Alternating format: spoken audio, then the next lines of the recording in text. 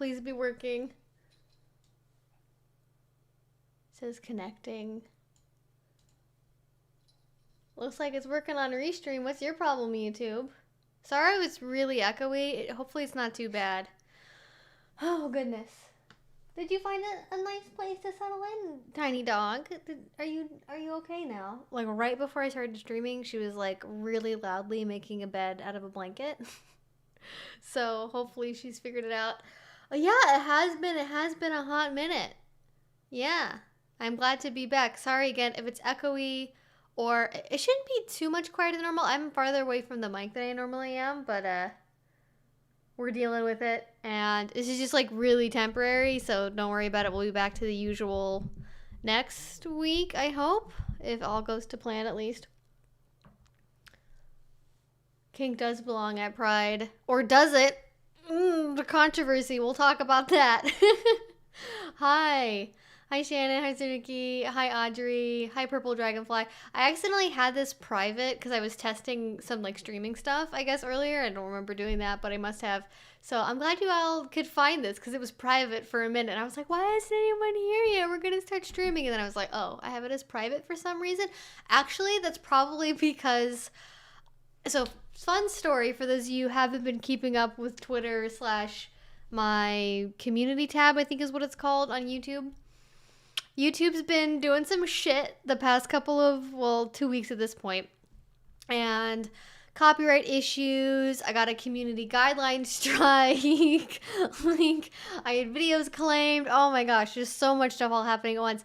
And when that happened, last time I had a video that was, like, scheduled to go, like, public in a couple days, because there's, like, different settings you can pick for videos, right? You can pick unlisted, private, scheduled, and public. And all the videos I had scheduled went private, and maybe did it with the stream settings as well, like it defaulted to private because you're not allowed to publish videos or upload things or do other stuff when you have a community guideline strike that's like active. It was like so much. It was, I don't even know why they gave me a community guideline strike. Well, actually I do. The community guideline strike, I do know why it happened. Separate things all happened. So the original copyright issue is because of a documentary and interviews that I used in a video that will be going live on Sunday. Fingers crossed. I've edited it, I think, finally enough to get around most of the bullshit. And then the community guideline strike happened because you all may know another creator here that is called What's the Safe Word, Pup Amp. I did a video interview with him a couple months ago, and I got a channel strike for linking to their podcast for nudity, and I'm like, it's a podcast. I don't like, and the funny thing is the link went to like the landing page for like all of their podcast episodes, and literally the podcast is like, we're here to make information and sex education accessible and less scary, and it's like, that's what you gave me a channel strike for nudity was cool. It's a podcast. And not only that, it's an Apple podcast. And Apple is very strict with the content they allow on their iOS store. And so, yeah, that was the fun little hot minute there.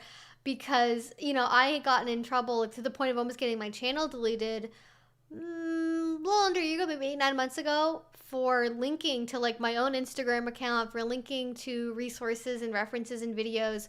And I thought that had been sorted out, but I guess I missed something and the podcast link was a step too far. So we learned our lesson with that. Oh my gosh, I wish I could show you guys Bandit because she's so cute right now. Can I do this without waking her up, I wonder? Let me see. I don't know. Oh, here. I'll do this first. And we'll just see if this works. I don't know if it will. You guys probably can't see her.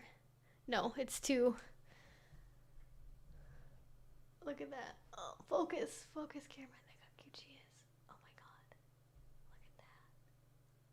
Wow. So cute. Anyways, sorry.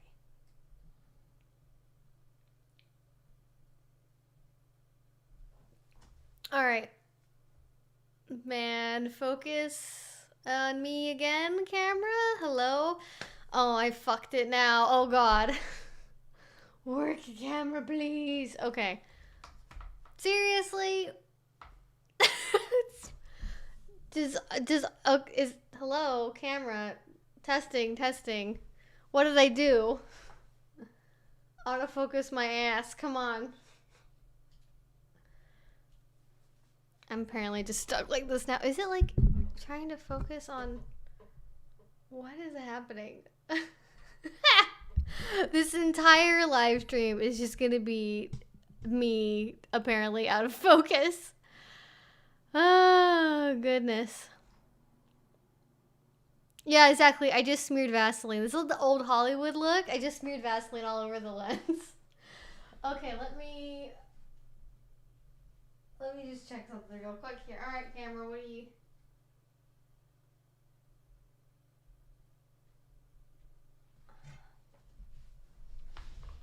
All right, I don't know what I did. I just pressed the screen. It's the camera equivalent of unplugging it and plugging it back in. So cool, it worked. Oh, my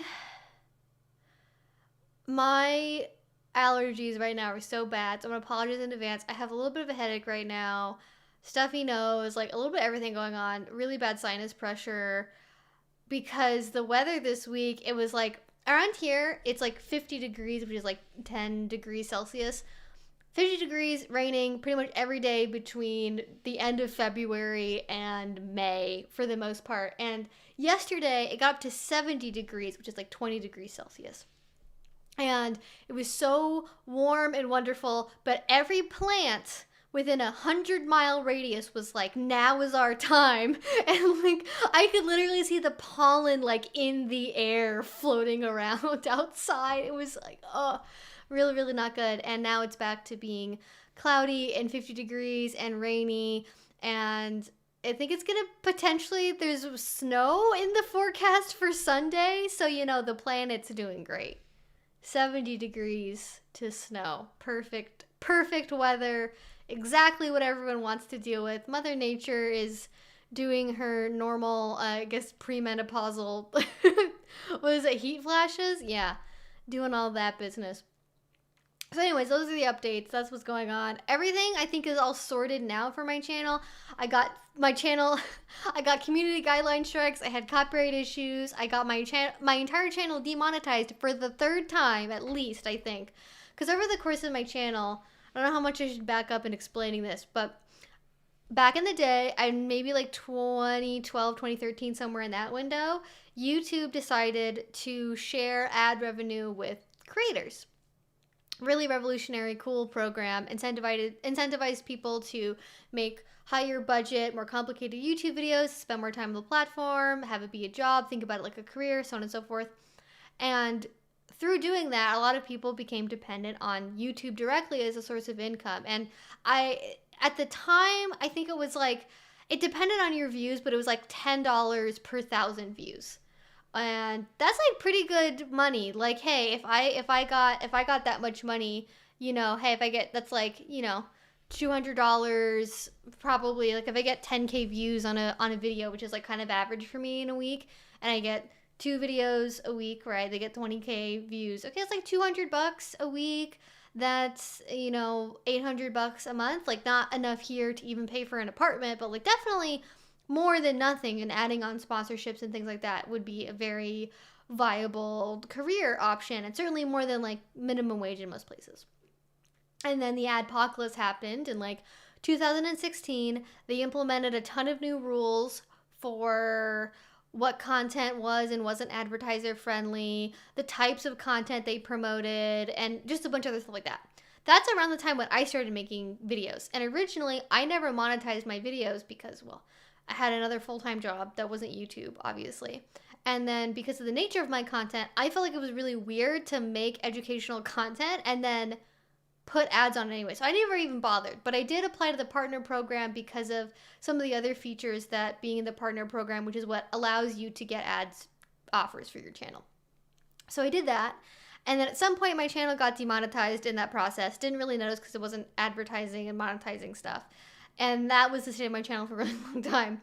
And eventually what ended up happening is YouTube was like, if you have if you have more than a certain number of subscribers, or you get a certain amount of watch time per month, we're just going to put ads on your videos anyways if we feel like it. And so they would put ads on videos even though the content creator wasn't getting money from it. They didn't even want to have ads in their videos. And when YouTube made that shift, I was like, okay, never mind. I do want to have ads because, like, if there's going to be ads anyways, I might as well be able to control them because, for example, I have guidelines for myself about, like, you know, if it's a video that's 20 minutes or shorter, then that's going to be no more than 2 ads. If it's going to be 30 minutes or longer, no more than 3, maybe 4 ads if it's like a really long video, but usually about 3. And then only do advertisements that you can skip. Like, I specifically tell them to not put unskippable ads on my videos because I find that really annoying as a viewer when I can't skip an ad. So I have those sort of standards and policies for myself. And then I got demonetized again, I think like maybe a year and a half ago. And they never tell you why. When they demonetize your channel and they remove you from the partner program, they never tell you what it is. They give you like the general category of thing you did wrong, like copyright violations or violations of our sexuality and nudity policy. But they never give you particulars. They never tell you it was this video, it's this thumbnail, it's this thing you do, it's talking about this subject. They never give you particulars, and no matter how many times you ask, they just don't do that. And so I just ended up being like, hey, I'm an educational channel.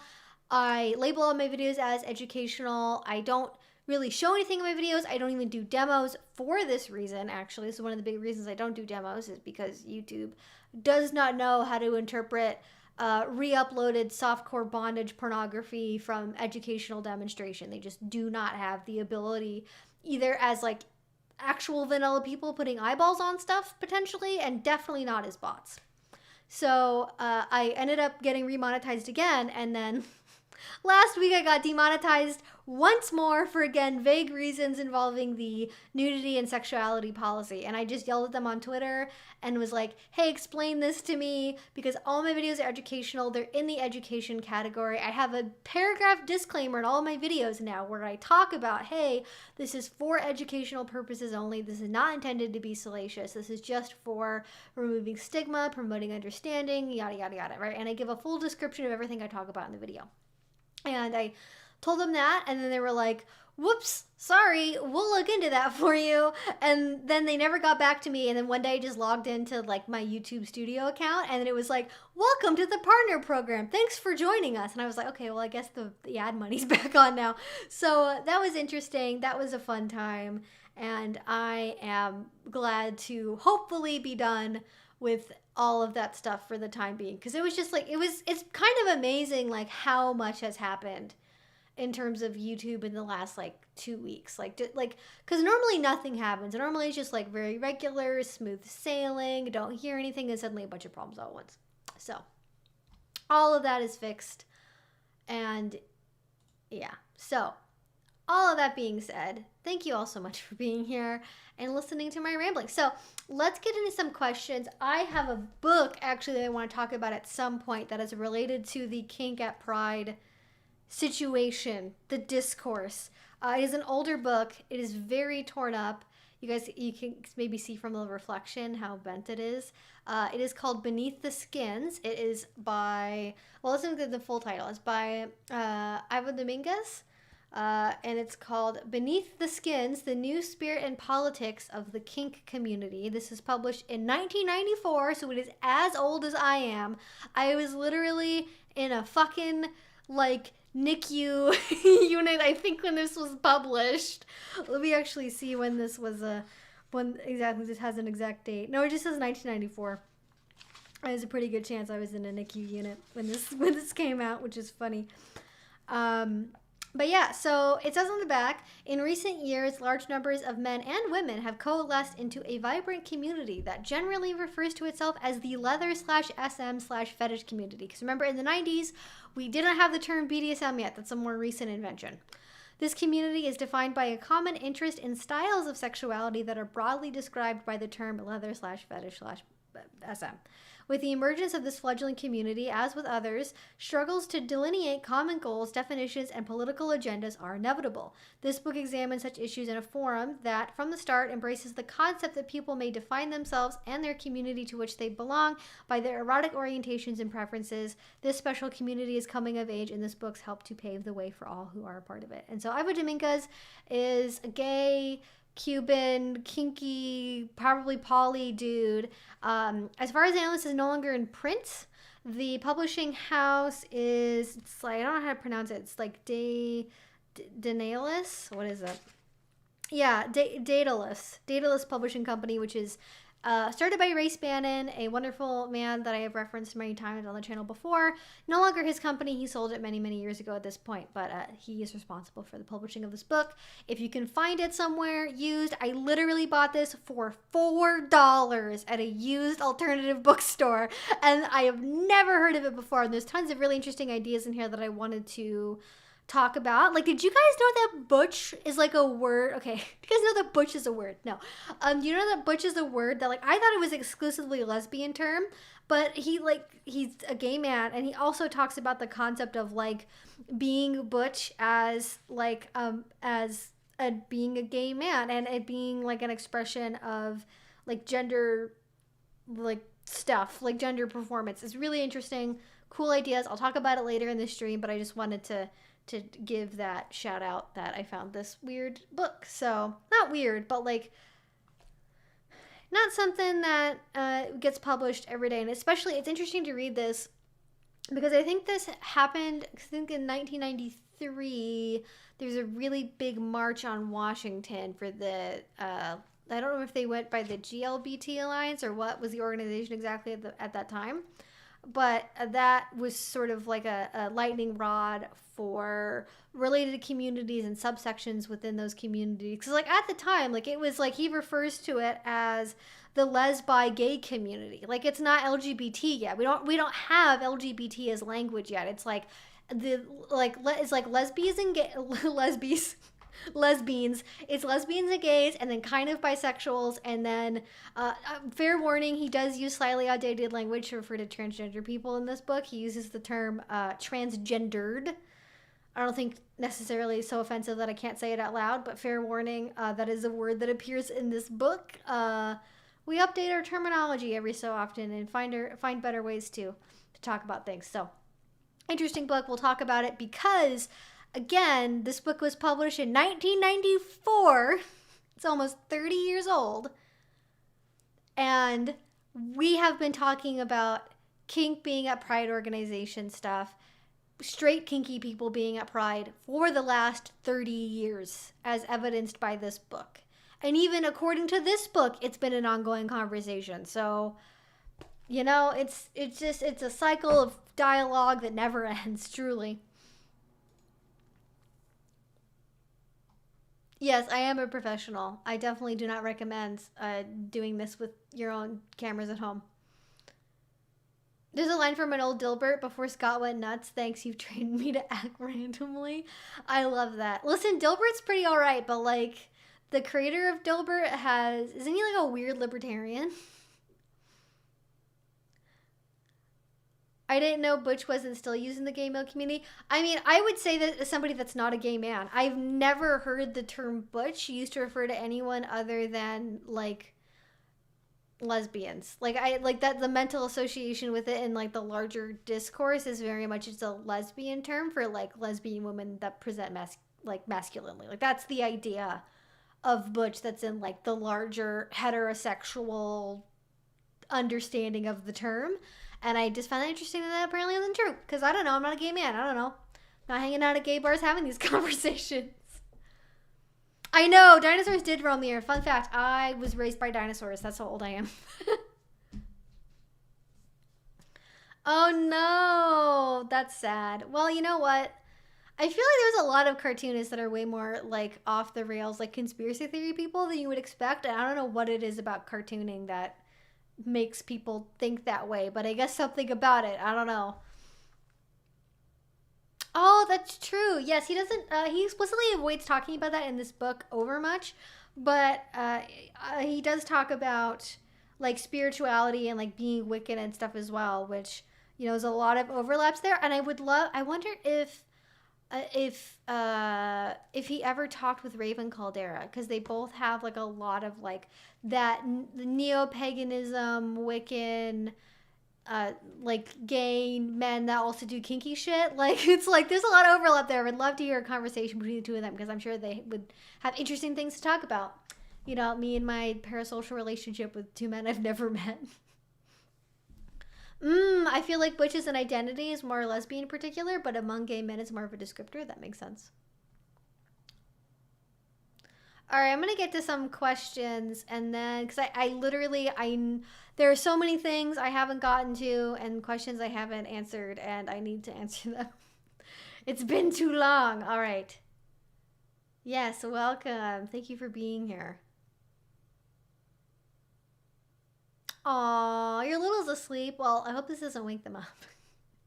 Hopefully not too bad of a somebody playing the music too loudly and waking up the baby situation, but yeah.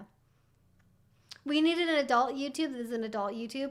Well, I mean, they do kind of have that. Like, I know what you mean, right? You don't need everything to be like either it's YouTube for kids or Pornhub. Like, we need an in between, right?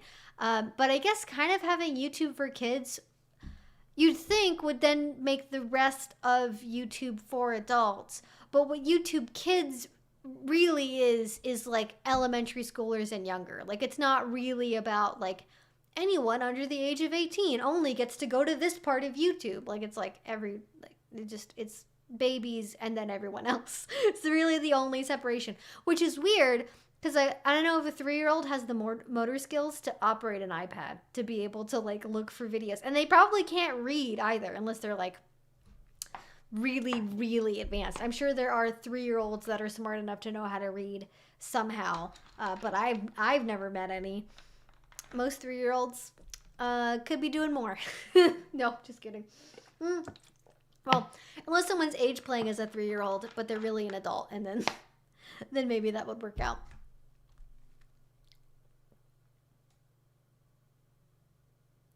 I don't know if YouTube hates education.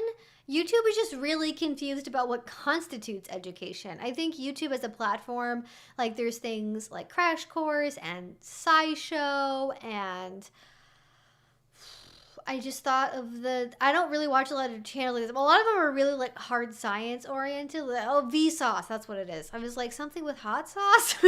Channel I don't watch that involves hot sauce reviews, hot ones. That is hot ones educational. I don't know.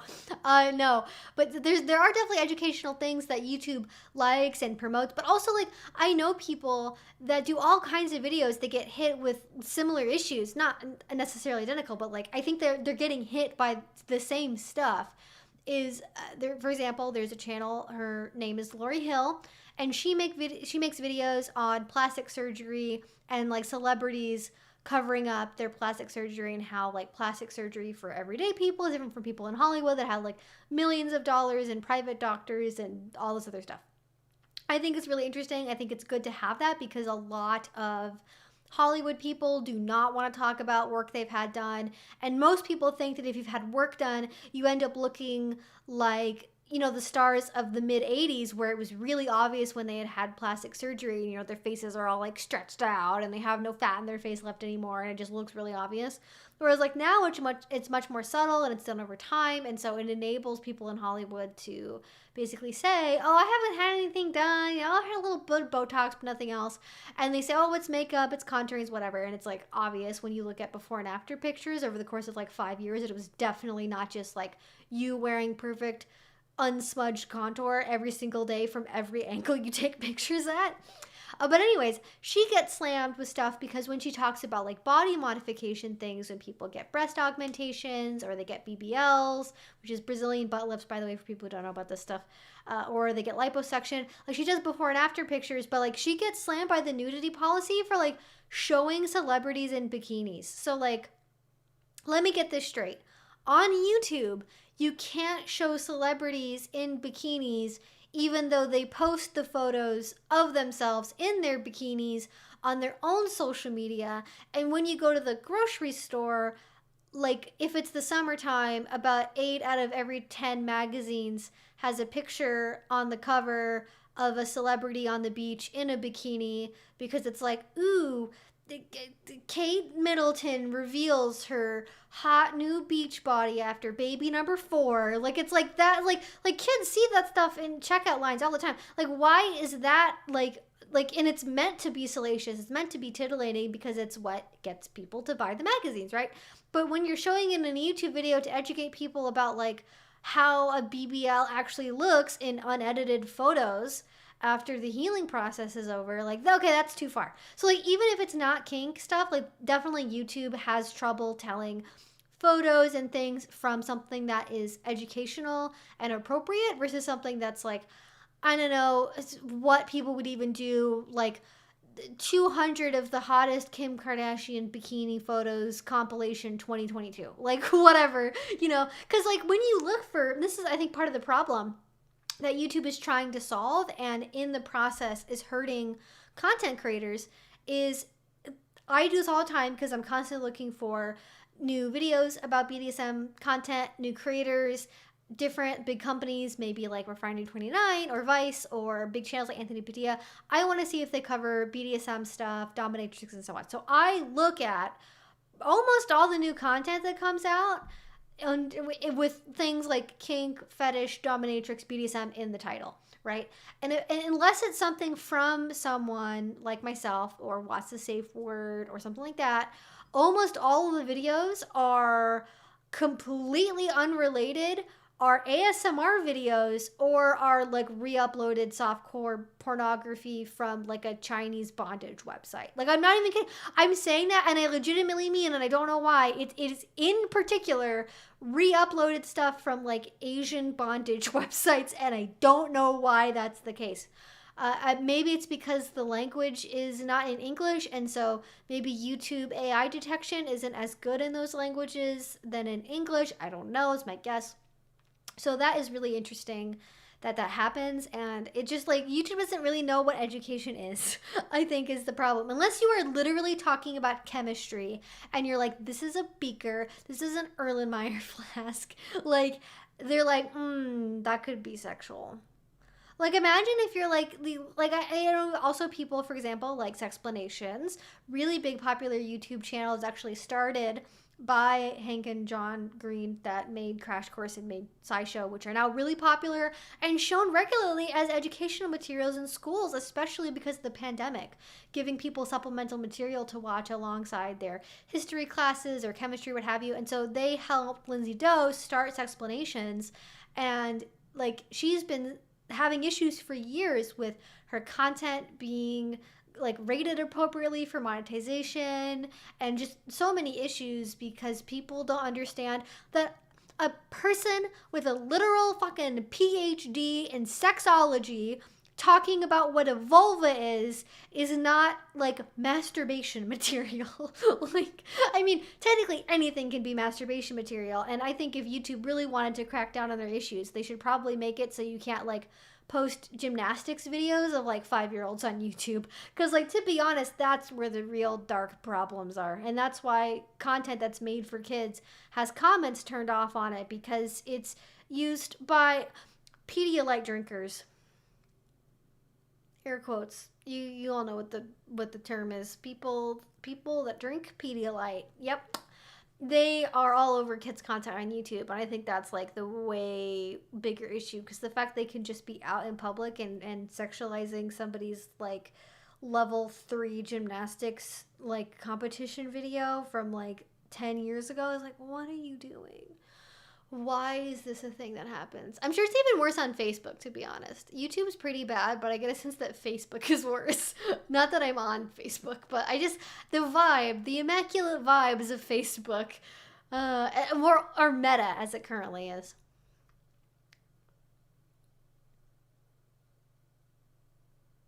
To be fair, there's not a ton of sexology programs that I'm aware of, so it might actually be pretty difficult if you get a PhD in it. Because I looked into it as well. Like, I thought, oh, you know what, I could maybe go back to school and I could go into like anthropology with like an emphasis on this, or I could do sexology, I could do sociology. Like, there's definitely areas of like, and the bringing it back to the book, one of the things this book talks about is national organizing and like the importance of like legitimately being able to do things like academically study like the BDSM because it's important for safety, for legal discrimination issues, for health issues, for discrimination in medical and healthcare systems. Like all of that's really important.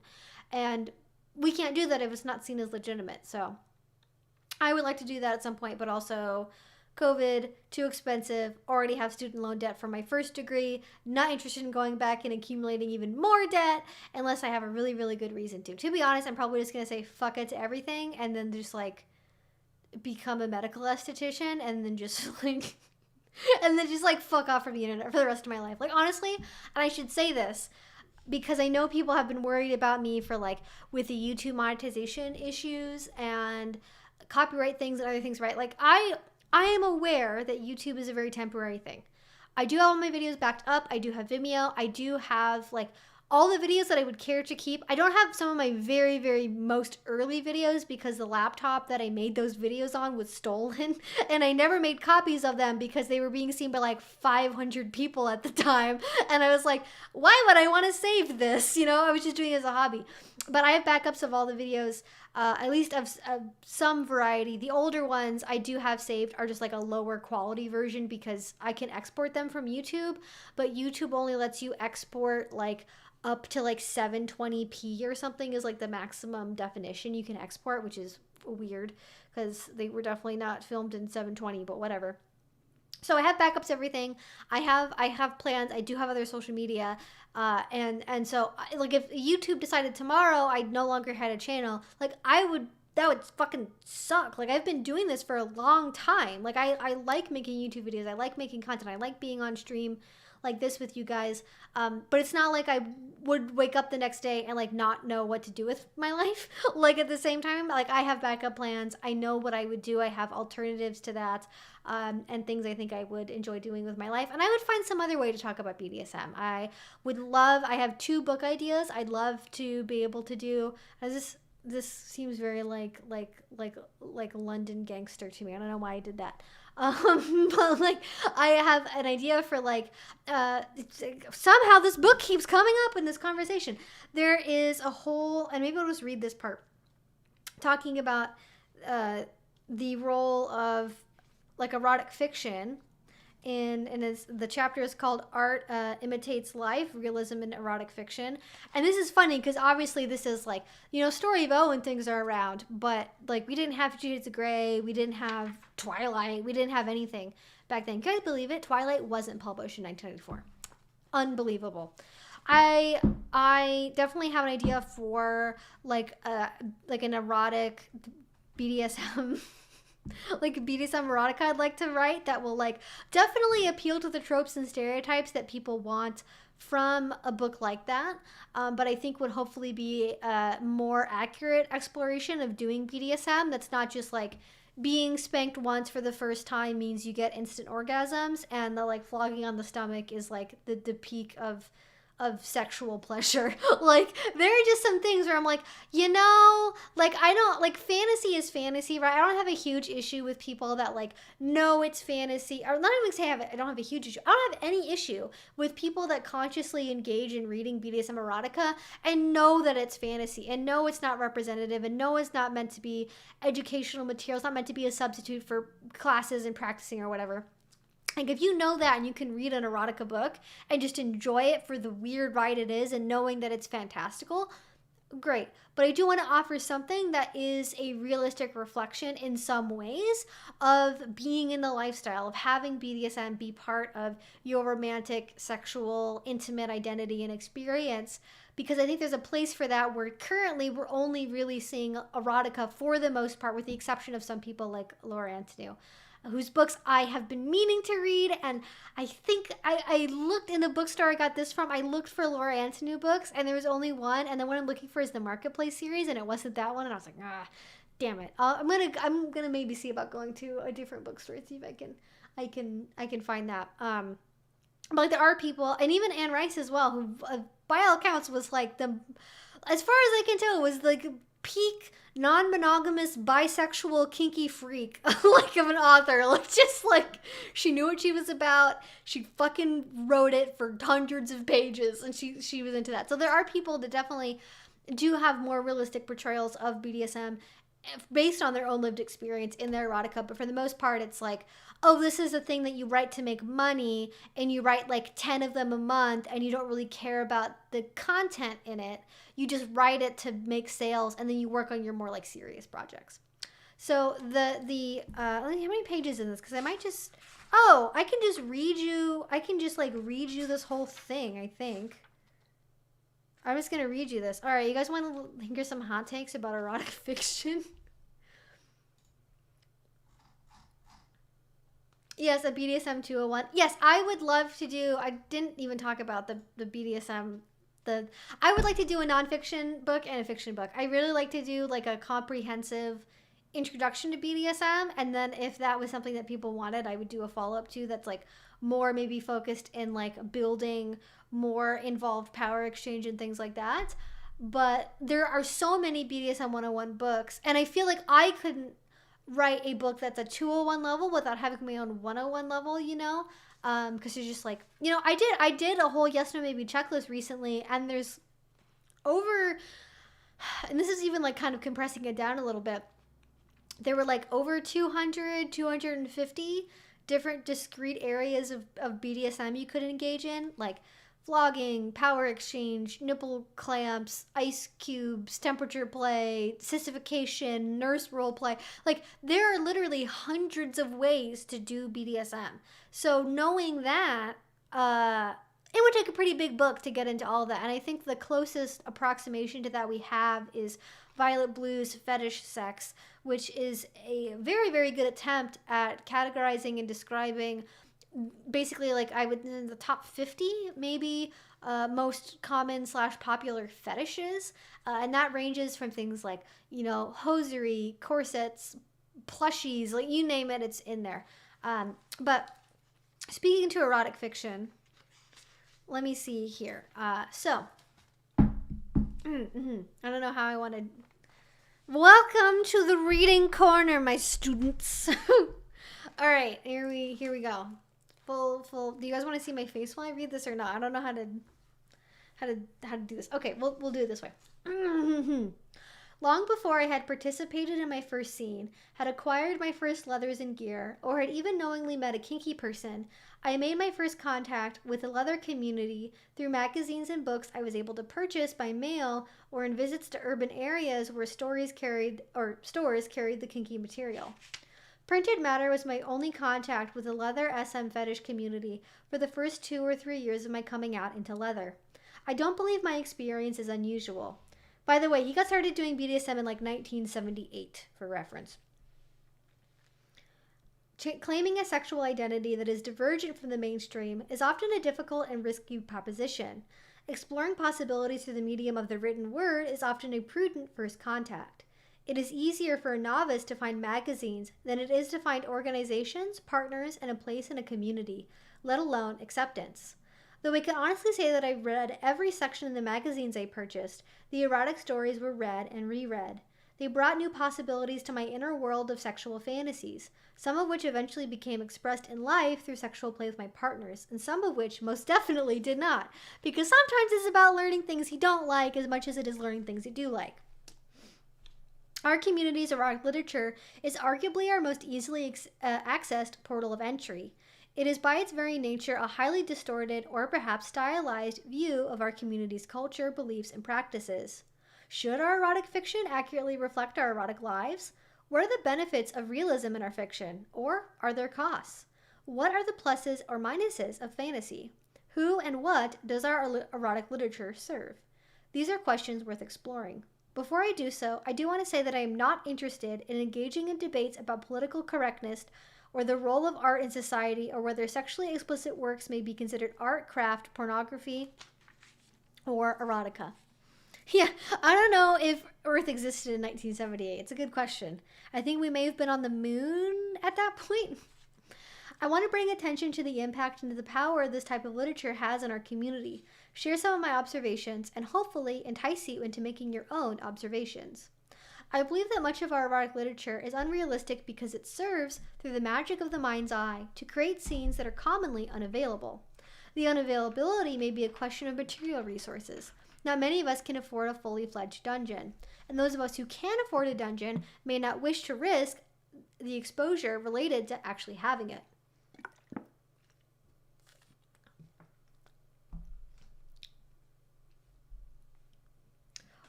Or the unrealistic components of a story may hinge on health concerns that those of us following the credo of safe, sane, and consensual choose not to practice. In some cases, the story is an outlet for dark fantasies too brutal for the light of day. Some stories are set in time periods or settings that can only be reached through the willing suspension of disbelief or through choices that the person would not normally make in real life. These places and times that for some of us are charged with great erotic power, such as the Wild West, Victorian England, prison, or a backwoods biker bar, find reinforcement and elaboration in erotic fiction. Issues of practicality and wish fulfillment aside, there may be another important reason why the short stories and novels that depict us are often not much like the actual lives or erotic play in the leather SM fetish community. Storytelling is a craft with fairly demanding limits and standards. Have you ever written down one of your sexual fantasies or attempted to relate one to a friend or lover? Think about one of your fantasies. Next time you're making love or having sex, pay attention to your inner imagery, your fantasies. I haven't done scientific research on the topic, but I suspect that if we had a device that could directly record people's fantasies, what we would see would often be surreal, lacking in plot or continuity, and would be quite unrealistic. It is possible that in part, the leather SM fetish fiction is actually an attempt to pour the truth of the community's fantasy life into the molds of characters, plot lines, and the conventions of storytelling.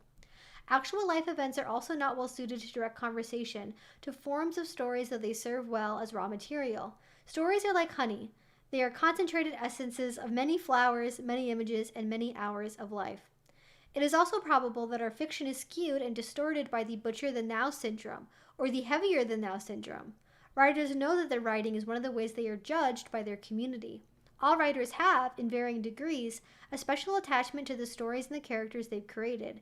And if this is multiplied by the higher levels of reader-writer interaction, E.L. James being unable to take any form of criticism about anything whatsoever, common in a relatively small community such as ours, then the stories also become part of the personal image of the writer.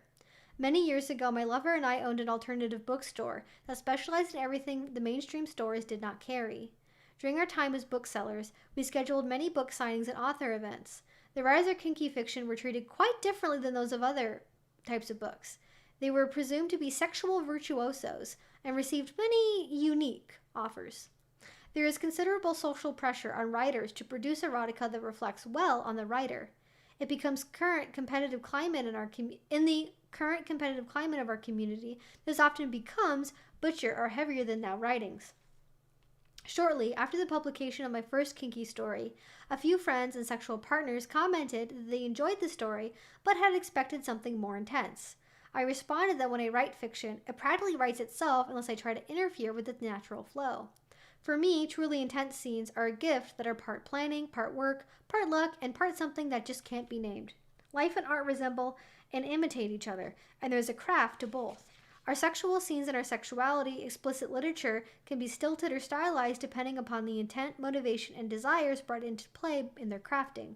I suspect that when writings becomes the vehicle for more than telling the story, they easily fall prey to our flaws, sacred cows, and shibboleths as both individuals and communities. More than one scene or story has been ruined by attempts to emulate, to match, or to surpass standards of leather studliness. It's like both studded leather and also being a stud. I love it. That are as unrealistic as the emaciated waif look is a standard for healthy body weight. This is like the big piece that I wanted to read, is should our erotic fiction accurately reflect our erotic lives? Yes and no are my best answers to that question. Realistic depictions of our sex lives, our relationships, our loves, lives, and losses would offer support and opportunities for insight to those standing at the threshold of our community and to those at its heart. Such erotica would help us to reclaim the actuality of our loves and lives rather than stereotypes we often embrace. I believe that there can be great healing through the use of stories that speak our truth, but all of our truth does not fit into the tidy box of realism. Rather, it extends into the, oh no. No! Right as I get to the climax. Oh, fuck. Really? Okay. The camera overheats in this room super fast. So give me a second. Why did you do this to me, camera? No. I thought I could get away with not having to do this today.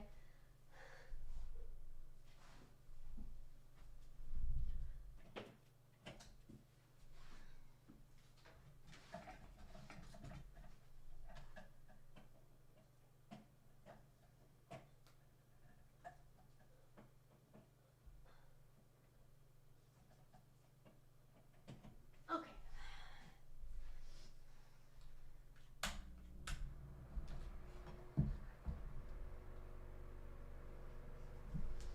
Of course.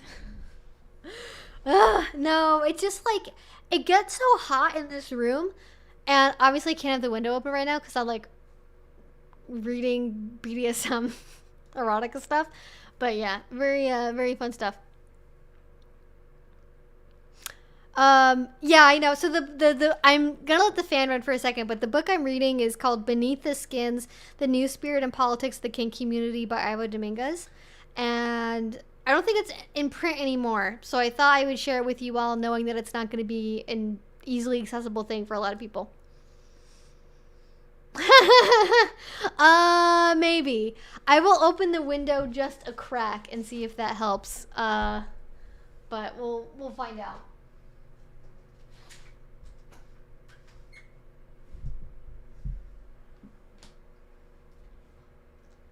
Okay.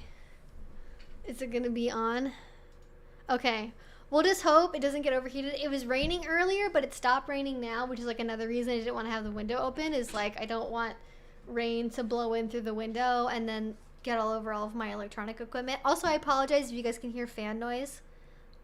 I don't know how loud it is. It shouldn't be too loud, I hope, but you know. Did that make it louder or less loud? I don't know.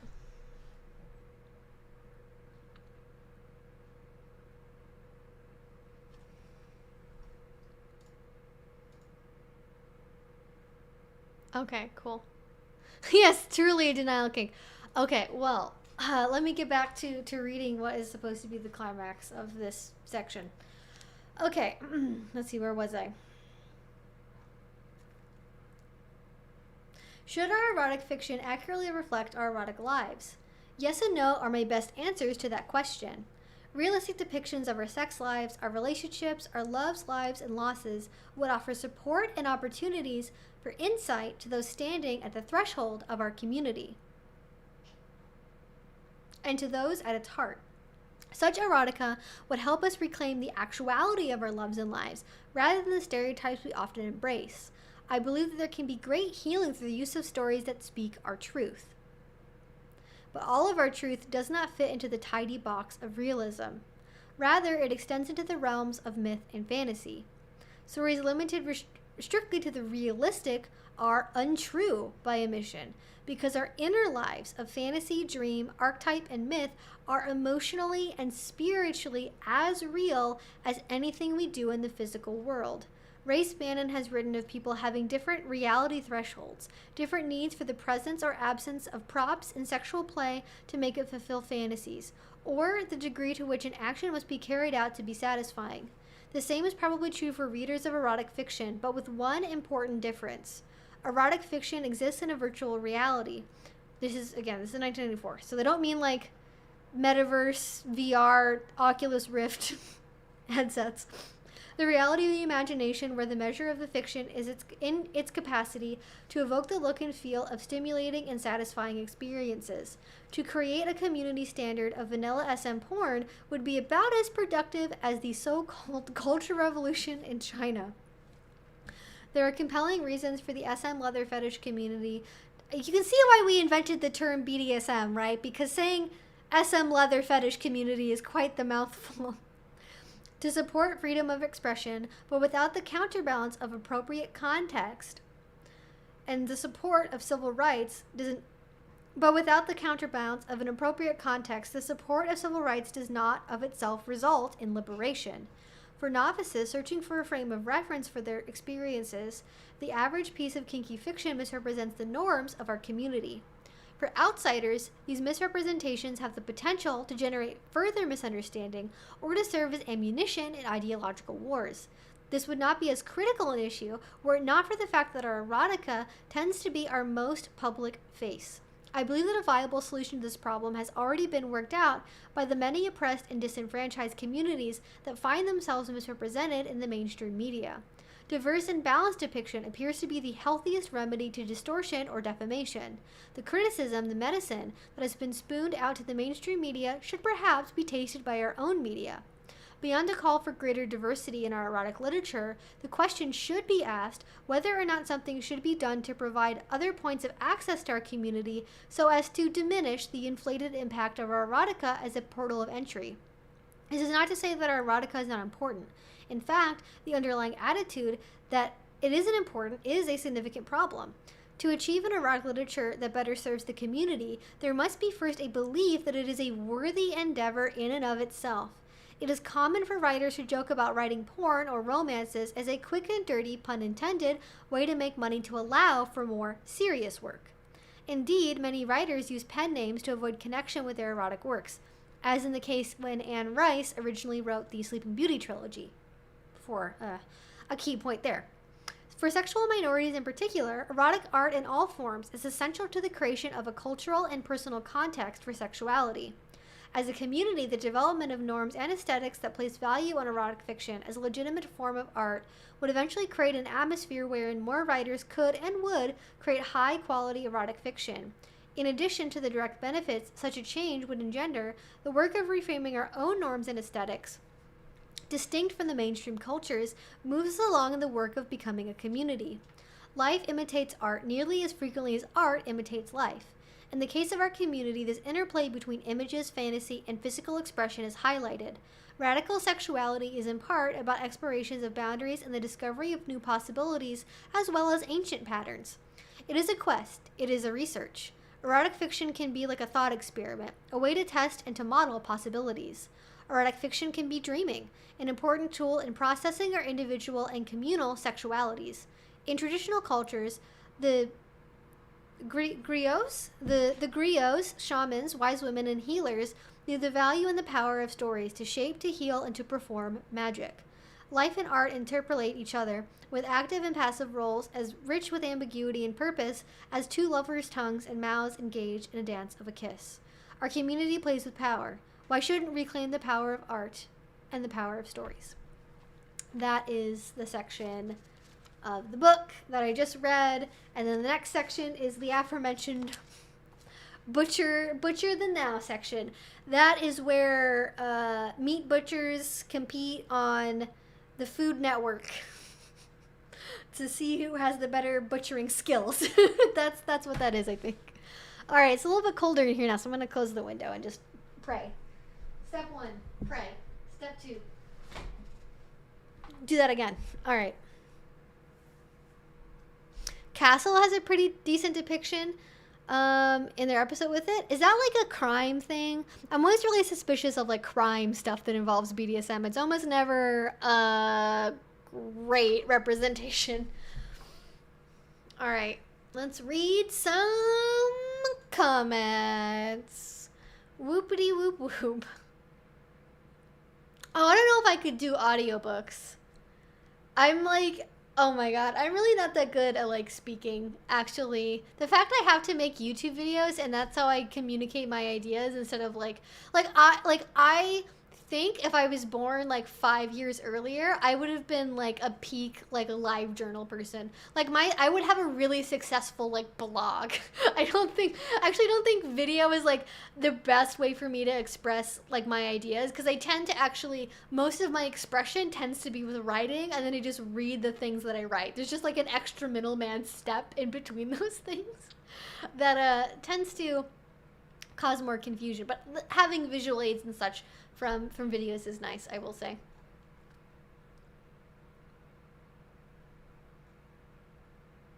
I haven't ventured myself into writing BDSM erotica, but vanilla erotica with some BDSM hints here and there. No fiction can be done without some grade of polishing or stylization. Yeah, I mean, it's kind of like, you know, there are people that do drawn art that has a very, very highly stylized form to it, right? Where, you know, it is not meant to be realistic. It's meant to look like a cartoon. It's not meant to be representative of the genuine proportions of like what an average human body looks like. But you know that looking at it, and you take it as that it's not trying to be realistic art, it's just being what it is. Whereas like if somebody's doing hyper realism, obviously, then like if they do get a proportion wrong, if something is off in the drawing, then it does kind of count against it. So that's more of the stance I tend to have now with erotica, is if it is endeavoring, like if the author, what the fuck is happening with my hair currently? I need my bangs trimmed really bad because I don't know what to freaking, I don't know what the heck's going on here. Okay.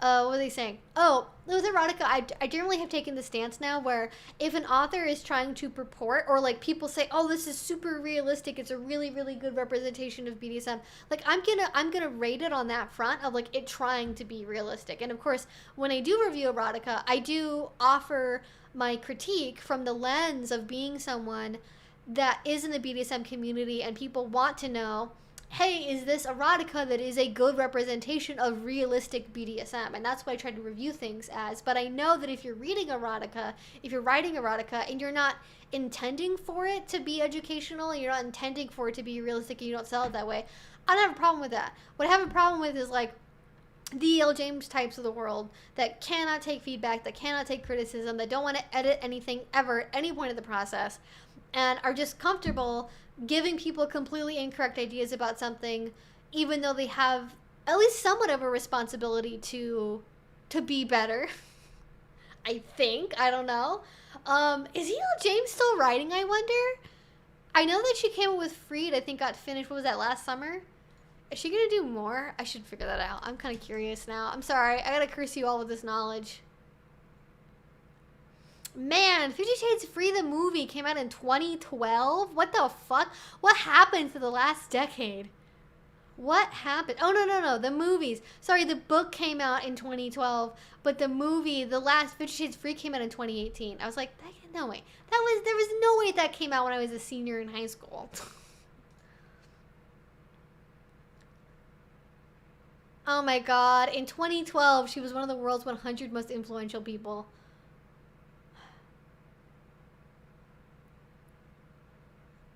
Okay. It looks like she doesn't currently have anything that she's like got at least like formally announced from her oh my god, she posts her Wordle scores on Twitter. Everyone's doing it. I want to know, take me to your website. I want to know if you're up to anything. Take me to your blog. Oh my god, they're coming out with 10th anniversary special editions, and the covers look somehow worse than the original ones? How is that possible? Okay, I'm gonna send this, and I'm gonna put this in the chat. You guys are gonna look at this and be like, why are you sending this to me?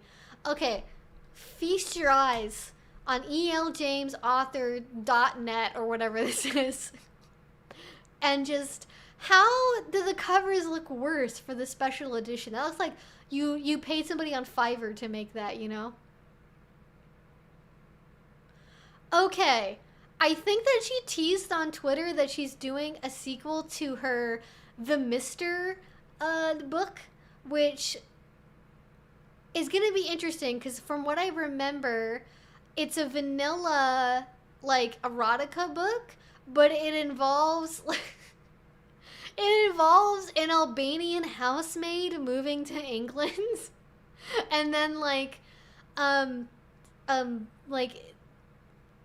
wait, okay, maybe I'll just read this, and you tell me, like, what the fuck is happening? With his good looks, aristocratic connections, and money, I mean, there's always money, he's never had to work, and he's rarely slept alone. Oh, he's inspired by Elon Musk, then. But But all that changes when tragedy strikes and Maxim inherits his family's noble title, wealth, and estates, and all the responsibility that entails. It's a role he's not prepared for, and one that he struggles to face. But his biggest challenge is fighting his desire for an unexpected, enigmatic young woman who's recently arrived in England, possessing little more than a dangerous and troublesome past. Sorry, my mouse was covering the word. Reticent, beautiful, and musically gifted. She's an alluring mystery, and Maxim's longing for her deepens into a passion that he's never experienced and dares not name. Just who is Alicia Damanachi? Can Maxim protect her from the malevolence that threatens her? Is she fucking cursed? Is she cursed by some sort of, like, Eastern European demon? This is giving demon vibes. I mean, listen, I would be so down for an erotica thriller that partway through switches into, like, a horror demon possession novel. Like, if we just took a little bit of one, a little bit of the other, and just, like, I would read that. And what will she do when she learns that he's been hiding secrets of his own? From the heart of London, through wild, rural Cornwall to the bleak, forbidden beauty of the Balkans, the Mister is a roller coaster ride of danger and desire that leaves the reader breathless to the very last page.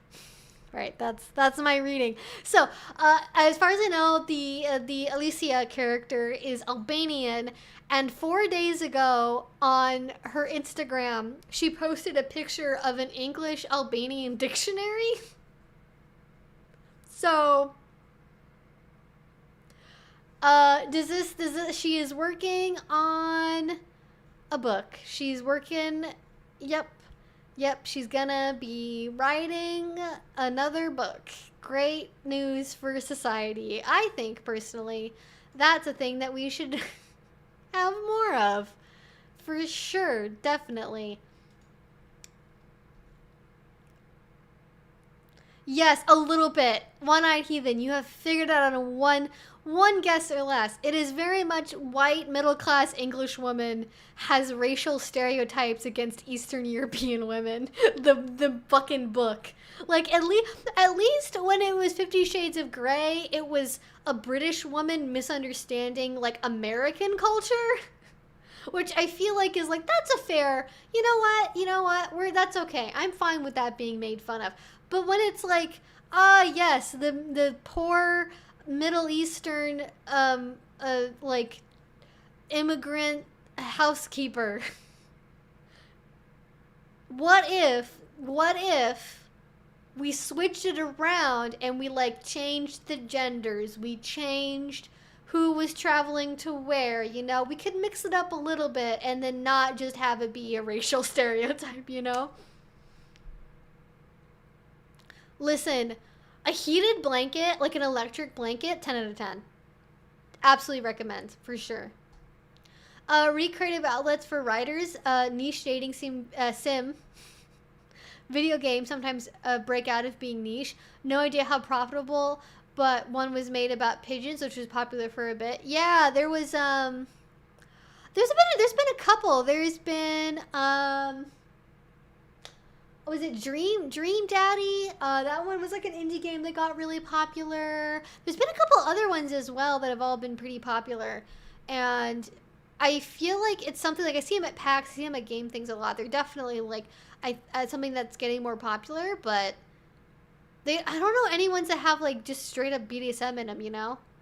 Maybe that's what I should do. Maybe become a video game designer. How hard could it be? You know? Exactly. How hard could it be? There was actually a line of erotica books in the 90s from the UK, I think, called Black Lace that were awesome. I learned about pet play from those. Well, it's actually funny because there's a lot of pet play because of things like the Story of O, where there's, like, pony girl training. There was certainly, I think, a lot more awareness of pet play in, like, past decades than people would maybe expect. But the thing is with erotica, especially when it's, like, anything older than the last, like, 10 years and it got e-published, it could be really hard to track down stuff because it goes out of print, like, pretty frequently. I'm gonna just see if I type in Black Lace. There's a thing called Club Club Dark Lace, the Black Orchid Hotel. See, the thing is that name is so, and then there's the Black Lace. Probably aren't any of these books, but you know what? I can at least, yeah, this is from 2019, and this one. Ooh, did I find it? Okay, well, it says it's 2013. But is it by Roxanne Carr?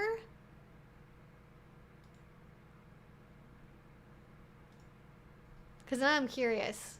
Because I'm in the, once it starts to get warm weather again like this, and I can go outside and I can read things, I'm like, ooh, what shitty BDSM erotica has been published in the last year that's gotten really popular? I want to know about it. Tell me more.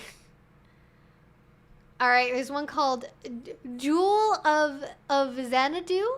Oh my god, this might be it. I think I found it. Okay, it's called, the first one is called Jewel of Xanadu, and it was published in 1996 by Roxanne Carr.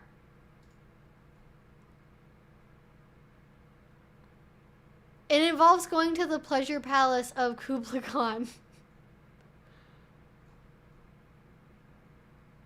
Oh my gosh. Is this on...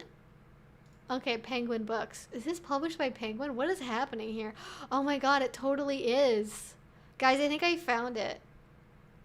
Let me know if this is it. I'm so excited. They sell all of them used. True. Yeah, some of them can be hard to find. Sometimes it's like you find one copy and it's like $30. And I'm like, no. Okay, well, I'll put a link to it in the chat and like let me know if this is the right thing or not. Because it's like hard to find that old stuff, you know?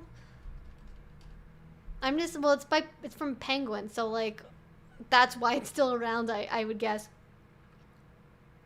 Only BDSM dating video game I've seen was unfinished and unupdated for a few years. I'm an expert on the genre, though.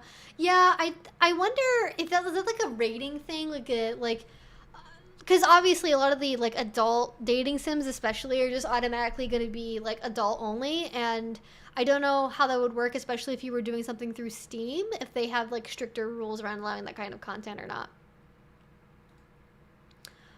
Do you like erotic manga? I can't, well, I know that people have recommended I read Nanatokoru, but I haven't read it yet, so I like, when I read manga, I read slice of life stuff. I read super chill slice of life things. I read that, and I read, like, I really want to get the whole, like, the boxed collection of Demon Slayer. I think would be fun to read. That's when I have room for a bookshelf and I can get that. Oh, that would be great. But I haven't read Nanatokoru, and I know maybe I should get that. Maybe I should look into getting that. That would be fun. Is it Nanatokoru or Nanaetsukoru is apparently the name of an adaptation of it.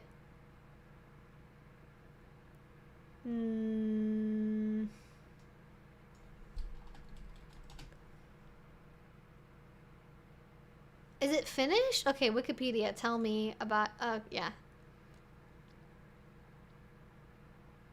It was serialized in Hakuka Senshai's Seinen magazine from 2008 and 9 to 2009 to 2016 in Young Animal.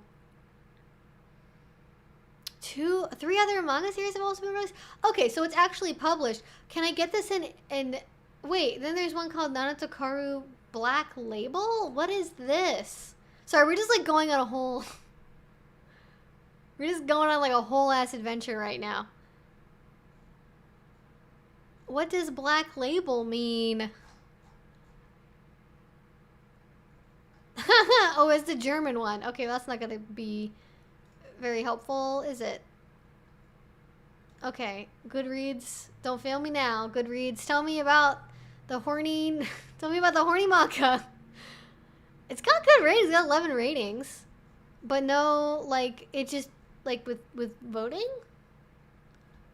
How am I supposed to know anything about this? There's no descriptions anywhere of what this even is.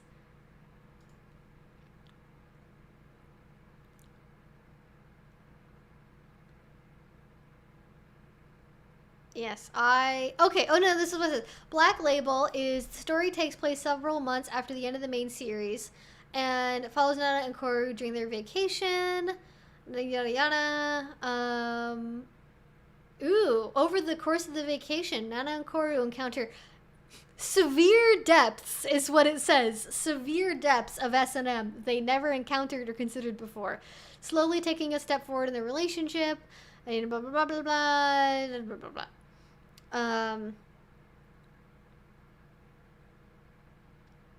And then there's Kokosei no SM Goko, which is apparently a different thing.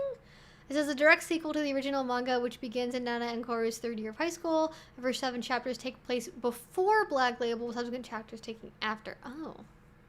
That's quite the timeline of things. Okay.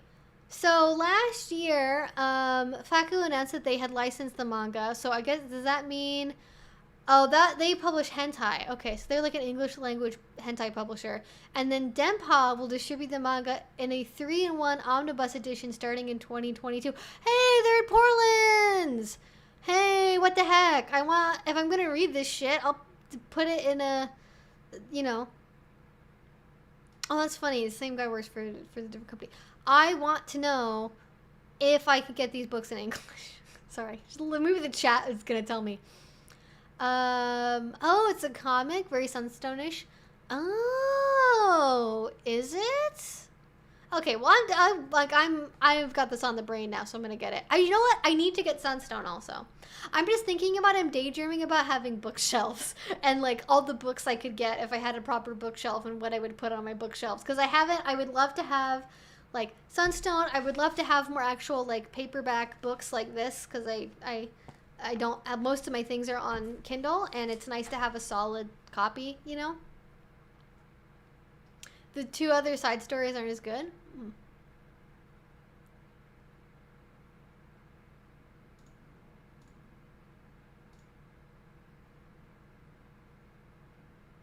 I didn't even say, I really like Yatsuba Ants. Like the ones like that where it's like chill, summer vibe, summer vacation. I like Azumanga Daioh, which is also the same author. It's good stuff. What was the suggestion? I do like Slice of Life. I don't think they have a strict policy regarding 18+ games. There's a game called Aristo Horse. I love it. That's great. That's perfect.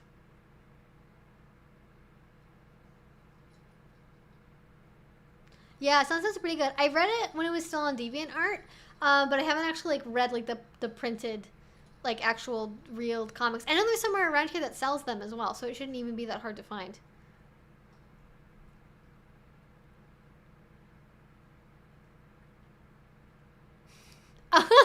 It's so funny you bring this up, Darkside Cola, because you don't even know the videos I was editing earlier today. Maybe it's totally unrelated, but you're talking about BDSM and written work. Do you have any takes on the Korean stuff? So first of all, I know that it's gore is the world, but I don't know if it's Gorian or Gorean. I don't know what emphasis goes on which syllable for the name for that, if it's Gorian or Gorean. But the Gore novels from John Norman, which is a pen name, apparently. I actually just talked about this because, spoiler alert, I just remade my video on position training. And I talked about the origin of position training and how a lot of that comes from the Gore novels and so on. I haven't read the novels myself. I don't plan on it. But, because literally, he's the original guy, the John Norman, he's 90 fucking years old, is still writing those books. To this day. He doesn't have other writers. He doesn't have other people doing, like, this guy has a passion. And it involves that franchise. Like, listen, George R.R. Martin could never. But seriously. The Gore novels, I have been told by other people who have read them, are very misogynistic. I mean, it was written in, like, the 60s, so I imagine it's the kind of, like, you know how early, like, original Star Trek was, like, also definitely had, like like sexism in it from the perspective of like all the women are constantly wearing like really short mini skirts. Like there's always a level of sexism I think that's involved in a lot of science fiction, especially stuff from that time period. But it's apparently very misogynistic. It has a lot of gender like essentialist stuff in it, as far as like men are men and women are women and women are slaves and blah blah blah.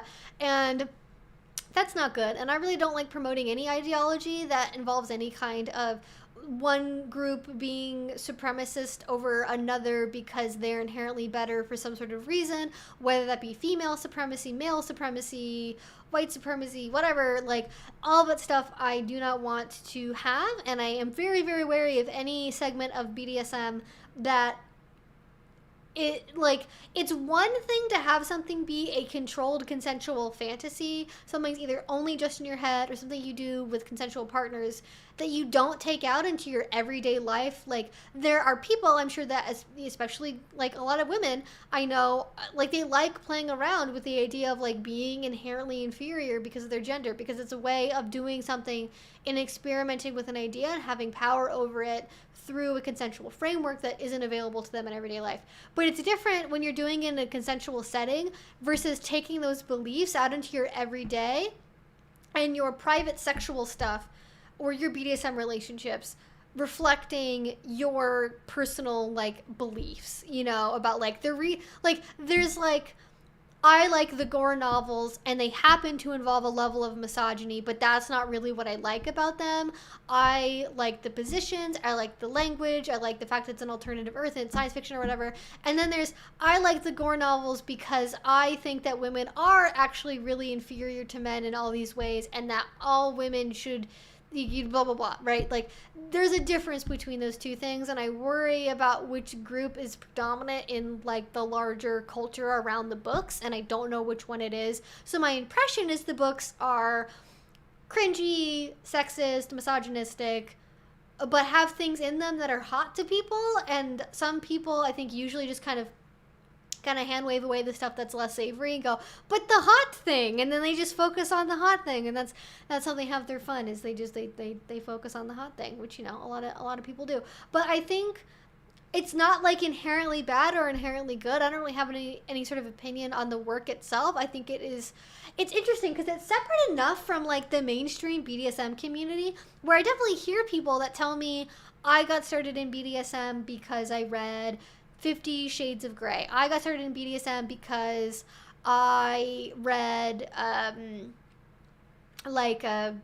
fucking like Daddy for Life by Abigail whatever, right? You know, like they read erotica and they find BDSM through that. But I've never met anyone that's in like the mainstream BDSM community that's like, I got into this because of like the world of gore. Like, they tend to stay kind of more in their own like separate areas, be on forums, be in like Second Life, IMVU, things of that nature, and are a little bit more cloistered and separate from other segments of BDSM. So I don't really know exactly like what they think about that, you know?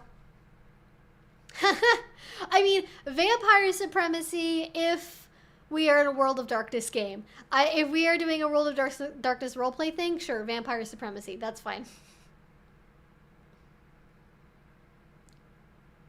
Yes, I love Jessie Gender. Her Sex and Star Trek video, very good. Very good. As an asexual person, it's very interesting for me to interpret, like, or read how other people interpret things about different characters. Because I talked about this on Twitter briefly, and for me, I've always read, for example, I read Picard as being aromantic. I read Riker as being, like, hetero-flexible, possibly pan. He strikes me, like, Riker strikes me as somebody who likes to flirt for flirting. He doesn't necessarily actually want to fuck you, but he likes flirting. And so he kind of flirts with anyone regardless of gender, but, like, he has a really strong preference for vagina. Little bit of an issue, I think, with him, potentially, with seeing vagina equal female. But, like, you know, it is a thing that many people deal with. Obviously, Riker, polyamorous, of course. Kira, Jadzia Dax. Two of the most bisexual people ever put to screen that aren't explicitly bisexual. The first episode of DS9, when they haven't figured out Kira's hairstyling yet, it reads to me as like bisexual trying to pass as hetero. Like, it just reads very like, oh, That is not you. That's not your hairstyle at all. No, you're trying so hard, but you know the bisexual hair. You know how you want to express things, and it's not that. Oh yeah, no. I mean, Vampire the Masquerade Bloodlines. That would be Under the World of Darkness, of course. But Bloodlines the game, very good. Hopefully we will get a sequel to that at some point. I have hope still.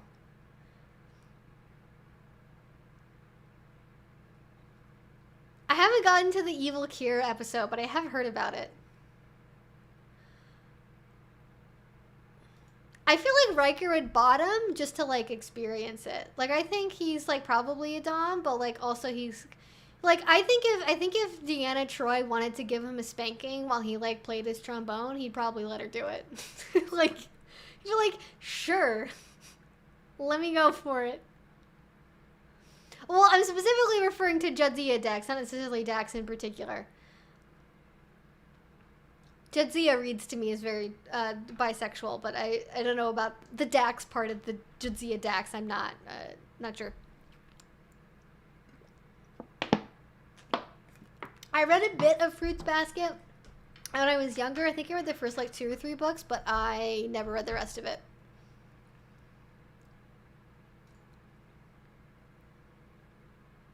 I have seen people play harmonicas while getting spanked, so I'm pretty sure you could do the same thing while playing the trombone.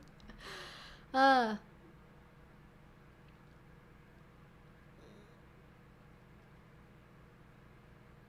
Oh yeah, no. I don't think people that are into like the world of gore novels, I don't think they should be shunned from the BDSM community at all.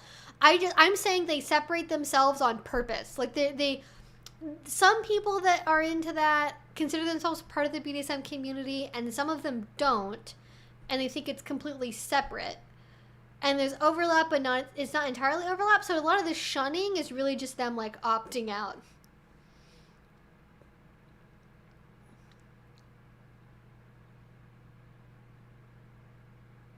Mmm.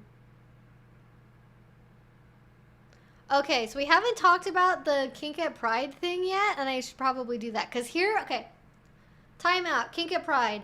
So, I did this whole discourse last year. I did a fucking, I don't know, 6-hour long stream with me, Pup Amp, We're in Hell, and I know his Twitter handle, but I don't remember. It's Goblin something, whatever his YouTube is. So Chill Goblin, I think is what it is. We did a whole stream together where we talked about Kink at Pride, and as soon as June starts, as soon as I get a whiff that a big content creator like fucking Vosh or Shoe on Head or whomstever the fuck is, or Destiny, heaven fucking forbid, is deciding to jump on the Kink at Pride discourse, I am pinning a link to that video on my Twitter, and I am logging out of Twitter for the rest of the month until it's over. Because I'm not participating in that. I did all that stuff last year. I'm just going to leave the work as it is because I don't really think there's a ton else that remains to be said. I think Demon Mama and Doe, as well other content creators that make YouTube videos and stream, they did a really good job talking about this as well as people that are queer and trans and also are in the kink lifestyle themselves. I don't know if they're necessarily in the community, but I think they do BDSM stuff. So they're at least aware of it. And this was like a really painfully vitriolic like there are like literally like the especially the first like couple days of it was like huge vanilla, like people that like this is the thing that fucking drives me up the wall is it's like, I've heard you talk on stream, Vosh, like you have so many things from your Discord chat talking about you loving horsecock and being in an open relationship and like loving fucking people, and you talk about sex all the time during your streams, and you know that there are children and teenagers that watch you. Okay, but then you're going to say that a guy wearing a leather fucking vest at a pride event is probably a pedophile? Like, what the fuck? Like, I clipped that. I do not ever clip anybody's live streams, but I was watching that, and he literally was like, basically what it always boils down to is people think what we're asking for is to allow people to wear leather gimp suits with like a zipper hood to Pride with like a hole for their dick in it, and like to be able to masturbate in public during Pride parades. And it's like, nobody's asking for that. Nobody wants that. Nobody, like, what people want when they say they want kink at Pride is they want to be able to have the fucking leather contingent that's been around since 1978 to be allowed to march in the Pride parade, because they've always fucking been there. They have always fucking been there. And their work has largely been invisible or has been erased. Like, and when I say erased, I mean literally. Like, organizers for, what was the term they used back in the day? Lesbi gay organizations or GLBT organizations. If they would tell you, don't wear your leathers, don't embarrass us, do not associate your kink with our movement, they would rip people's fucking photos out of albums. They would erase them from magazines and newspapers and archives.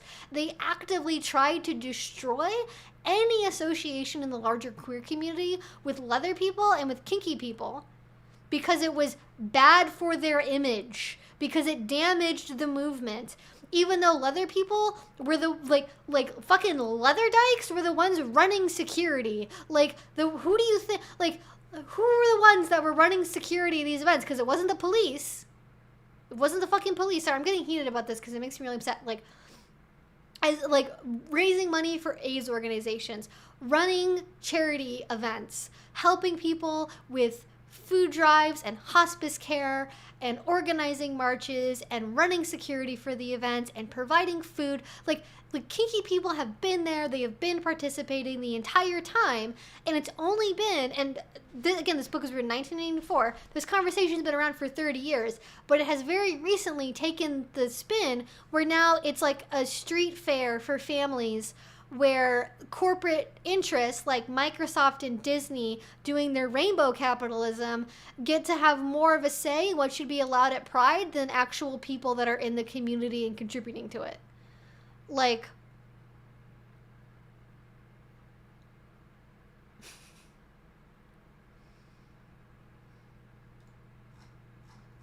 literally, they would rather have like cops be in Pride parades than like leather people be in Pride parades. Listen, if you want to wear your leather cop uniform for Mr. S. Leather to Pride, I don't have a problem with that. But don't be like, you know, come on.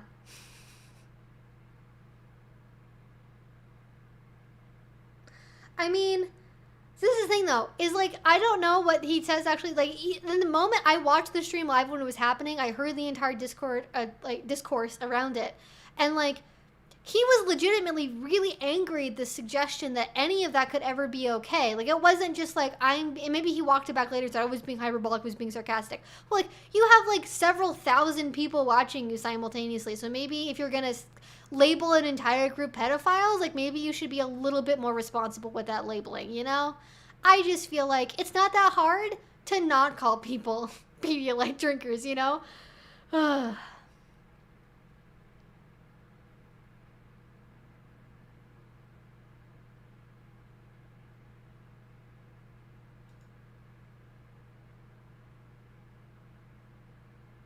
So the lady getting pissed on in front of kids at a Pride event didn't happen?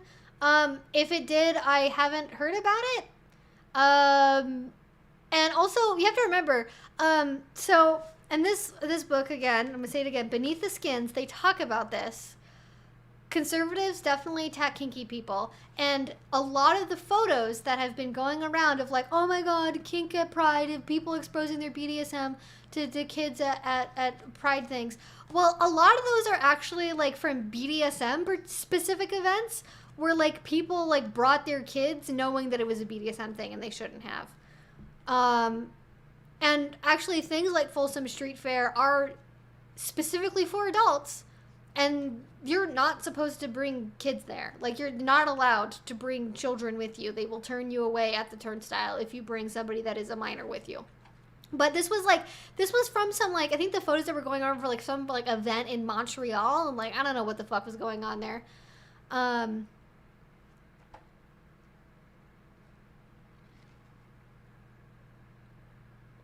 I just feel like it's weird that, like, there is going to be, because of the, and this is sort of the reason I bring this up, is obviously if you live in America, you know about this.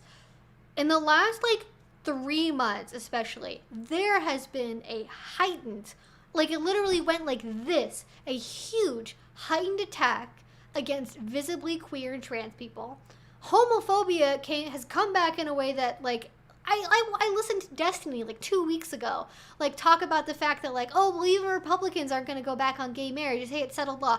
Well, what are they doing now, right? A guy who fucking groomed a 16-year-old and then married her at 18 is now, like, trying to enact the law in his home state of, like, Tennessee or whatever it is, that would, like, that's trying to effectively overturn gay marriage legislation.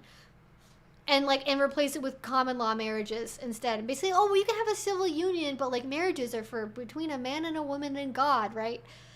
You know, things that Republicans were doing when I was, you know, in the George Bush era, right? When I was in elementary school. And now it was supposed to be settled. But anyways, homophobia is back, transphobia is back. It's always been there. But now it's, like, completely escalated to a huge point. And it's really, really bad. And I think, like, I'm scared to go to pride parades this year. Not necessarily because of COVID, but because of the risk of, like, right-wing violence at events like this with the newly heightened, I'm sorry for this being a downer, but I think it's worth pointing out is, I think with the recent huge push for legislation that is just rampant homophobia, transphobia, trying to erase people like that from being allowed to exist in public, essentially, it is going to be very messy and very scary, I think, in a really direct way. It hasn't necessarily been in a long time.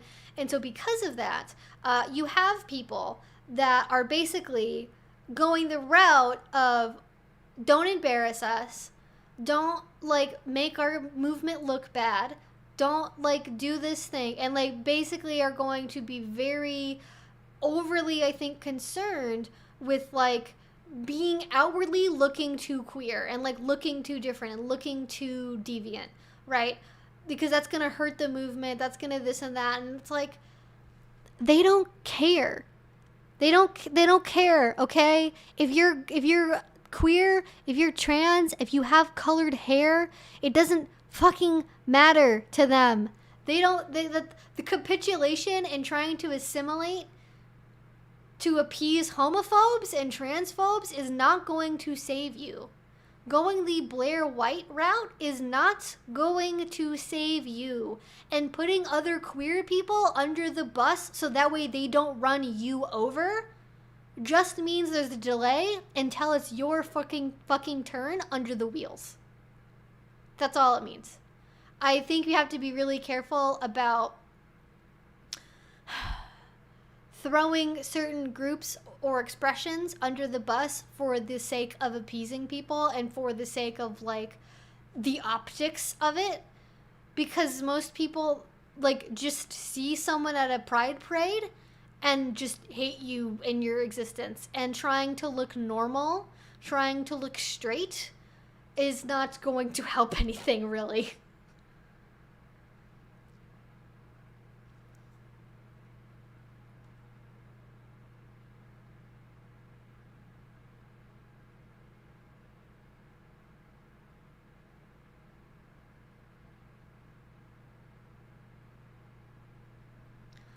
Okay, I don't know what log cabin Republicans are. Is that a specific thing? I haven't heard that phrase before. Yes, I do not appreciate people getting used as meat shields. It's not my favorite. I did see that for the Tennessee thing, they did put an age limit of 18 on there. So, like, well, at least they fixed it eventually. But if no one said anything, they definitely weren't. The hot take is that the LGBTQ community should have gone for equal rights first instead of marriage equality. I think that's sort of the result of, and I was quite young when this is happening, so I don't really have any authority on this. But, like, with marriage equality, I think a lot of that comes from, well, I think it's legitimate right that people definitely should have, but it's also like the thing that's like the most relatable to like cis heterosexual culture. Is like, we're just like you, but we just love the same gender, and we want to have a, you know, a one man, two man, we want to have a 2-man family, we want to have 1.5 kids and live in the suburbs and go to work at a normal office job and wear ties. And like, it was like a thing that I think was maybe easier to sell, because it's like, oh, you just want to you want to have lives the way we have lives, and so we understand that, as opposed to like kind of like, it's like, because that representation and pushing for that kind of eliminates visibility from like the vast number of LGBT people that are in open relationships, poly relationships, that are not conforming to that heteronormativity that pushes for marriage being the center of a family, and that having, you know, a couple that's just the couple by themselves, having children, and just raising a really small unit like that. And so I think that sort of like if you are playing this game of like trying to min-max like what it will be most appealing to the dominant group in society that we can push for like pragmatically right now, like marriage equality, I think ends up being the thing that's like, well, we like, maybe this has a better legal argument, maybe people are going to be more largely sympathetic to this versus like equal rights more generally. I don't know. I'm not sure what the discussions were.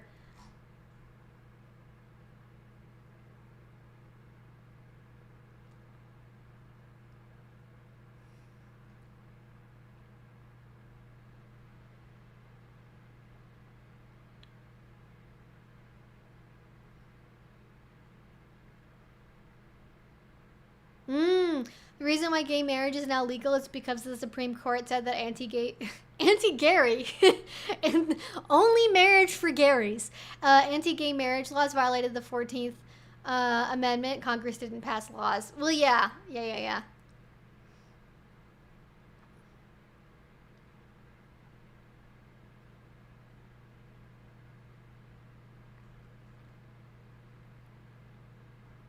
What is the point in Pride if you're going to cater everything to what Karen can explain to her child? Yeah, exactly. Well, I should get back to the more of the point of the Pride commentary, which is, I think, knowing that we have sort of collectively decided that Pride is this umbrella tent thing. This is my Pride hot take about what I think should be done. I think merely wearing things associated with BDSM in public around kids even should not necessarily be cause for grave concern at a Pride event, knowing, because like people wear all kinds of crazy shit at Pride events. They wear little mankinis, they wear fucking carnival outfits, they wear nipple pasties, they wear fucking like glitter unitards. Like people wear all kinds of stuff that's a very overt expression of sexuality that just happens to not be kinky. But if it's like, you know, if what people are really asking for when it says we want to be able to be kinky at Pride is they want to be able to wear their back patch. They want to be able to wear their vest and their mirror cap and their leather chaps. They want to be able to be out and wear their leathers that very often have been passed down now for at least a generation or two between members of that segment of the queer community because of the AIDS crisis. You know, where do you think the leathers went?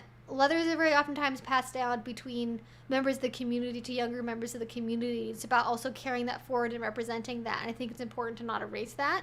I think as long as you're not showing genitals or trying to masturbate or something, like, I think for the most part it's probably fine. Like, I'm going to show Sarah talk about this again. I saw there was, like you just think about what kids see in cartoons, in wrestling events, which has a huge child audience, video games, stuff on social media, music videos, TikToks. Like, there's a like people like Jake Paul and folks that have child audiences constantly clickbait like halfway blurred out nude photos and bikini shots, usually that aren't even actually in the video. It's literally just done for the thumbnail, and that are you know, just out there constantly. The advertisements that are in magazines, on billboards, between stuff, like there's all kinds of very overt sexuality that kids are expressed to all the time.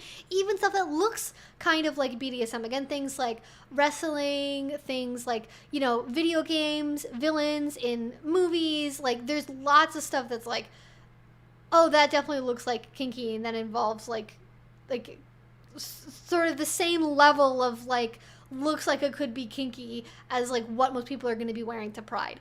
So I think if it's just wearing kink clothing, I don't think that is a huge issue any more than like a wrestler wearing skin tight leather pants and like a bondage harness and like a leather hood is. Like, it's like, kids are just gonna process that as like being a costume. Like, they're like, oh, they're wearing a costume, they're wearing a Halloween outfit. Like, it's not like, again, unless you have your literal genitals out and you're like, you know, demonstrating BDSM to a child, which is not what anyone wants to do.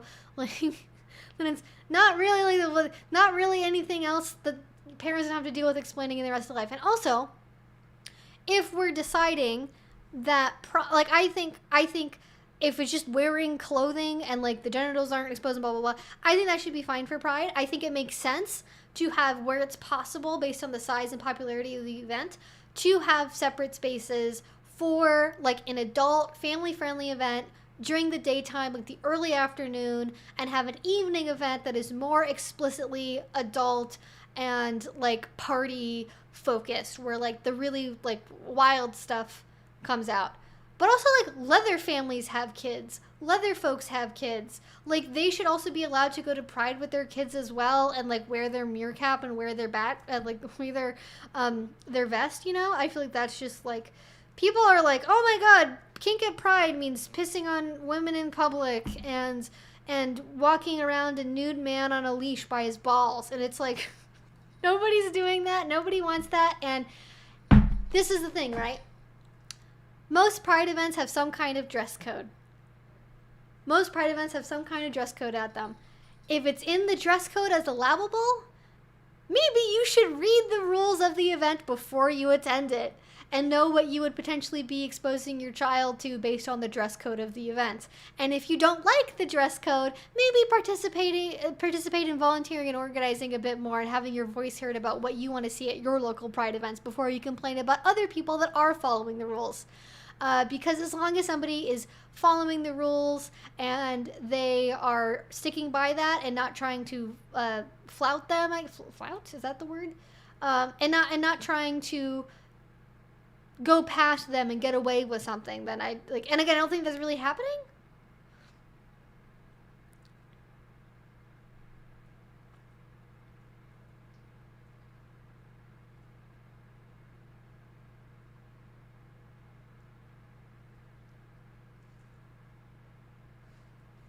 But in any case, I will now read the very, let's see, where is it? The hot, spicy takes of Pride Day. Where should we be? Hot, spicy action. Oh, log cabin Republicans are gay openly? Oh, so like, fucking what's his face? Dave Rubin?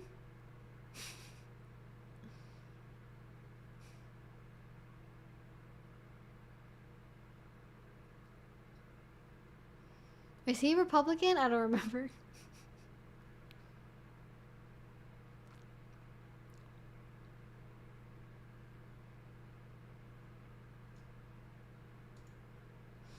Like, yeah, exactly. Heterosexuals push their sexuality in everyone, like, all the time. Like, yeah, every Disney movie.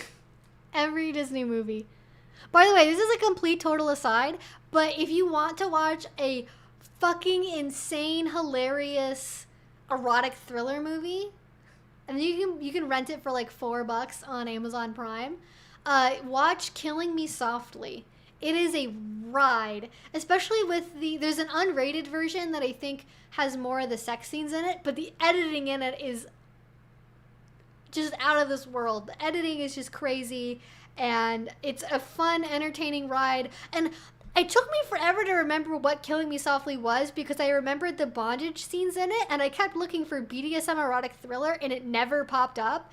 I just had to look through, like, the top 100 most popular, like, erotic thrillers of all time, and eventually I found it. I can't really get into more than that without spoiling it, but it was such a gem. What a gem of a movie.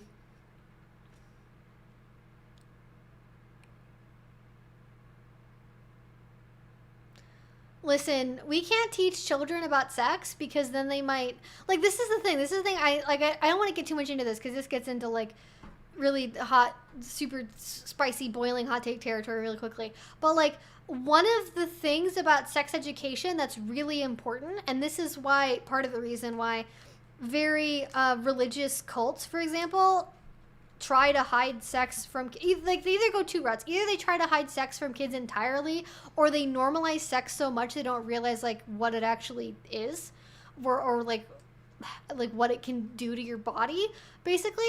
But for a lot of people that are very I'm trying to think of an example of like a group that does this, but maybe that's not useful. A lot of some of the interest, not some of the interest, one of the results of not teaching kids about age-appropriate sexuality information, you know, about like, you know, if an adult touches you here, this is what it means. It's because like if you're not allowing anything like that at all in schools, what you are doing is opening up children to potentially being sexually abused by adults in their lives and not being able to know what's happening to them or if what's happening is normal or not. And that should be really scary to people. Because if you're not teaching kids anything about sex at all, and it's against the law to do so, and parents are not doing it at home because the conversation is awkward and they don't know how to have it, then they're not going to talk about it. And they're not going to know what's happening when their baseball coach or their priest or their teacher or their uncle is telling them other things and is saying, oh, this is totally normal. This is what you do when you really like someone a lot and you want to be their best friend. Aren't you my best friend? Like really fucked up shit like that. If you're not getting any education from anywhere else, that is the kind of naivete that predators particularly look to exploit, and that is really, really scary.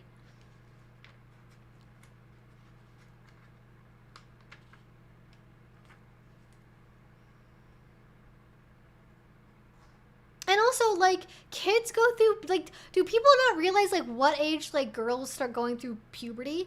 Like, you know, girls can start having their periods as young as, like, 10 or 11. I didn't get mine until I was older, but, like, a lot of girls get theirs, like, sometimes even before they've left elementary school.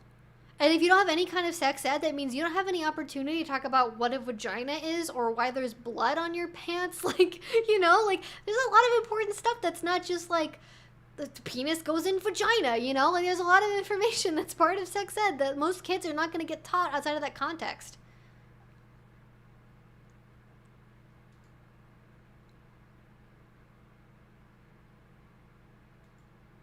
Knowledge is power unless you're too young, I guess. Well, you see, we have to preserve the youths. If we don't do that, then society is lost.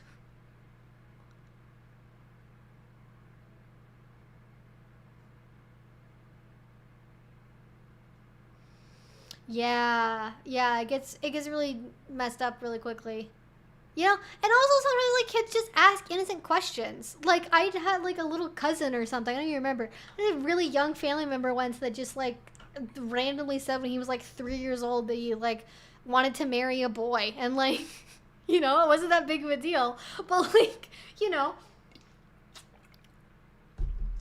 it's just some kids just say things sometimes. They have questions and they want to know, well, why can't I marry a boy? Why do you only have to marry a girl? Like, you know, like, what are you supposed to say? You can't answer everything in life with, I'll tell you when I'm older, because eventually they get older. And especially when I was in school, like, you know how weird it is and how messed up it is? And I don't know if this is still the case for like Zoomers and like Generation Alpha, but when I was in school, like my first exposure to the word gay was when I was like 12 and boys started using it as an insult on the bus. I didn't know that people like could or were allowed to be attracted to the same gender. It just never crossed my mind because I was asexual and I didn't think about any of that at all unless it was directly represented in media to me. So I thought for a long time until like some news story, and actually it was about a pride parade. There was a news story that came out about a pride parade that was on the local news, and I saw it. And I was like, Mom, what's a lesbian? And like, that was how that conversation started. And I was like, oh, well, I've heard the word gay before. And I just thought it was an insult. Like, I had no context whatsoever that it could mean anything else other than like, basically a synonym for being stupid and weird, you know?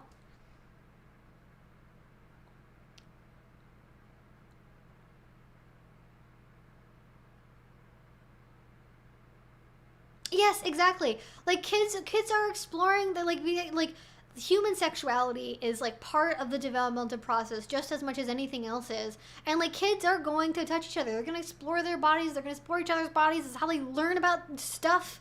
Like, you know, like they smell each other's hair. They pull on pigtails, whatever. They try to put their foots in their own mouths. Like, you know, kids do all kinds of stuff. And like if they don't know about something, and especially like if we're talking about sex education, we're not including consent as part of sex education.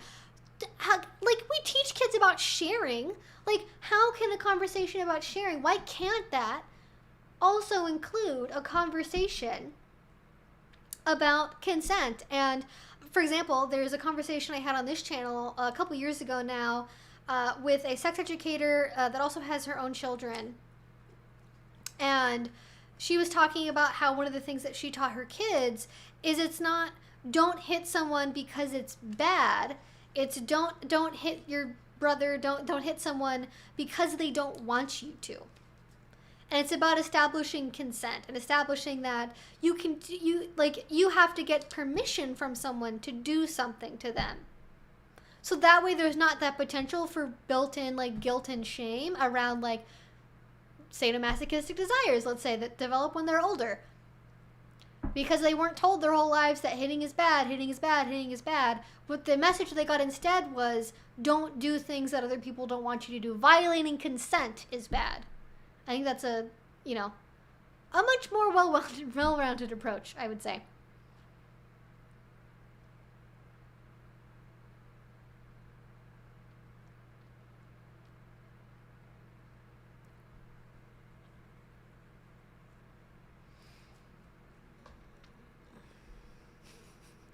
Hi, Chocolate Chips. You're coming in at an interesting moment in this live stream. Welcome to the discussion.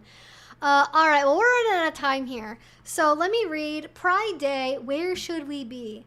This one's about the same length as the last one, so this should be too bad. All right, you guys ready for the spiciest take coming to us 30 years in the past? The fact we've been having these conversations and we still haven't figured out an answer is fascinating to me. All right. Every June, there are pride events throughout the country which, depending on the local politics and organizers, are styled as lesbian, gay and bisexual, queer, or some combination, with the occasional addition of transsexual or transgender. Additionally, there are pride events convened for particular ethnic and racial minorities that are also sexual minorities. For a variety of reasons, these events have also become a magnet for kinky people of all sexual orientations. Pride marches, rallies, parades, block parties, and street fairs are a powerful cultural phenomenon that raise and then help to resolve important issues for the plexus of communities that intersect at these events. Pride events are also like a fishbowl. The people and actions contained within its sphere are magnified, but also distorted. They are observable by those on the outside, but viewed within an artificial environment. They are held in a world within a drop, pretending to a diversity that cannot be contained in a small bowl. Despite all the inadequacies of these events, they offer a treasure trove of images, situations, and genuine experiences that can reveal much. Pride days and parades and our place in them continue to be an indicator for our sense of ourselves and our relationship to a variety of communities. Close observation, examination, and extrapolation of these events may yield some answers for the kinky community, and more importantly, new or reframed questions about the nature of sexuality and social ecology. Is a pride event a march or a parade, a rally or fair, a celebration or action? At any given event, regardless of the wording of flyers and news releases, there will be a great diversity of opinion and perhaps, more importantly, of expectations among the participants and the observers of the event. Although I believe that diversity and variety are often wellsprings of healthy growth, in this particular situation, they also contribute to a lack of clarity. Where we strain to make our mental eyes bring the blurry picture into sharp detail, the most frequent result is a headache. Let me give a few examples, and please bear with me. I am advisedly creating flat cartoon characters to reduce vast human possibilities to the scale of a few words. In the seemingly random order of march cues, a group of leather-clad people are placed behind a conservative political organization dressed for success. A young couple, one sporting a padlock collar, is approached by the media as they walk. A member of the conservative group looks on and mutters under their breath. What are they saying to themselves? Ahead of both groups, there is a contingent of queers for animal rights, looking back at both groups, appalled by the image and politics of both the leather folk and the conservatives. In front of the animal rights contingent, there's a lesbian mothers group, quietly, almost politely, shunning a woman in their midst they've discovered to be transgender. Because trans-exclusionary radical feminism is not a new fucking invention. Anyways. And wondering why an animal rights group should even be in this march. Standing on the sidewalk, watching the contingents go by, is a man with carefully colored hair, wearing the fashion of the moment, and to the people of his rural community of origin, unmistakably queer. He's telling himself, why can't these people dress properly? It's no wonder we can't get any respect from the mainstream like this. Back on the lavender-striped route, a member of the in-your-face, fuck you, deconstruct this contingent is feeling anger and ambivalence, unsure as to whether the greatest threat to liberation is from within or without, after having been read the riot act for engaging in an unauthorized piece of street theater that gridlocked the march. Two of the people in the leather contingent are talking about post-march activities. One is looking forward to stirring speeches, and the other hopes the rally is short and sweet so the dance can begin. One is disheartened that words of power and radicalization will fall on uninterested ears. The other doesn't understand why celebration and joy isn't seen as community building, emotional healing, and just as valuable as jury speeches. A third person, a member of the Backpatch Club, is eavesdropping and wonders what will become of the Brotherhood of Leathermen as the old guard fades and is replaced by upstarts like these. Everywhere in the march, in every contingent, every group, there are those glowing with the raw vitality of being themselves in public. They smile, they feel the heat, they do not view the crowds with jaundiced or jaded eyes. Like children in love with the wonder of the world, they see beauty and possibility in all the expressions of queerness and liberation gathered before them that day. So, should we be surprised, amused, or demoralized by this tableau? I don't think so. We are, after all, members of the larger culture and community, and heirs to its unrest and turbulence. We are also members of many specialized communities, each engaged in the pangs of birth, death, rebirth, adolescence, and a variety of developmental stages combining to produce our particular blend of turbulent change. It has been my experience that individuals and communities encounter intense, tumultuous experiences and emotions just before coming to significant insights and growth. Pride events and marches help to bring out these intense, pivotal awarenesses. As kinky people, we are no longer strangers to the power of a scene of psychodrama. Consider that the power of pride events and marches as scenes, and the elements brought together as the crucible of a pride event. Sooner or later, virtually all pride event organizers have a discussion about whether SM leather fetish people should participate.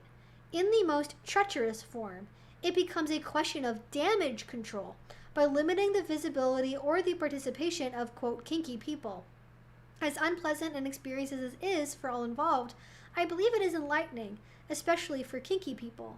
Confrontation with prejudice from people that theoretically held as part of us as opposed to part of them can be a great catalyst for the development and the refinement of kink identity. In areas or events where this question has reportedly been put to rest, there is always a new twist or a new wrinkle because of the turnovers in the organizers and emergent ideologies within the community. Whatever or however this conflict occurs is in a lesson, a test, and a rite of passage, beyond the immediate concerns of the moment. How will the SM leather fetish people participate? A great question is raised. What is our vision of the common good?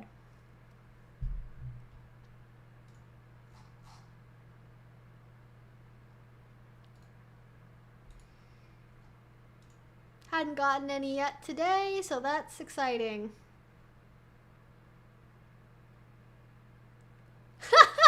They say TERFs is a slur, so let's stop saying it. Let's say farts. Feminists appropriating Republican transphobia. Oh, I haven't heard that one before. That's good. That's a good joke. Learning consent can be as simple as asking your child if you can help them with a small task. Yes, exactly. You can model consent from a very early age. It's so true.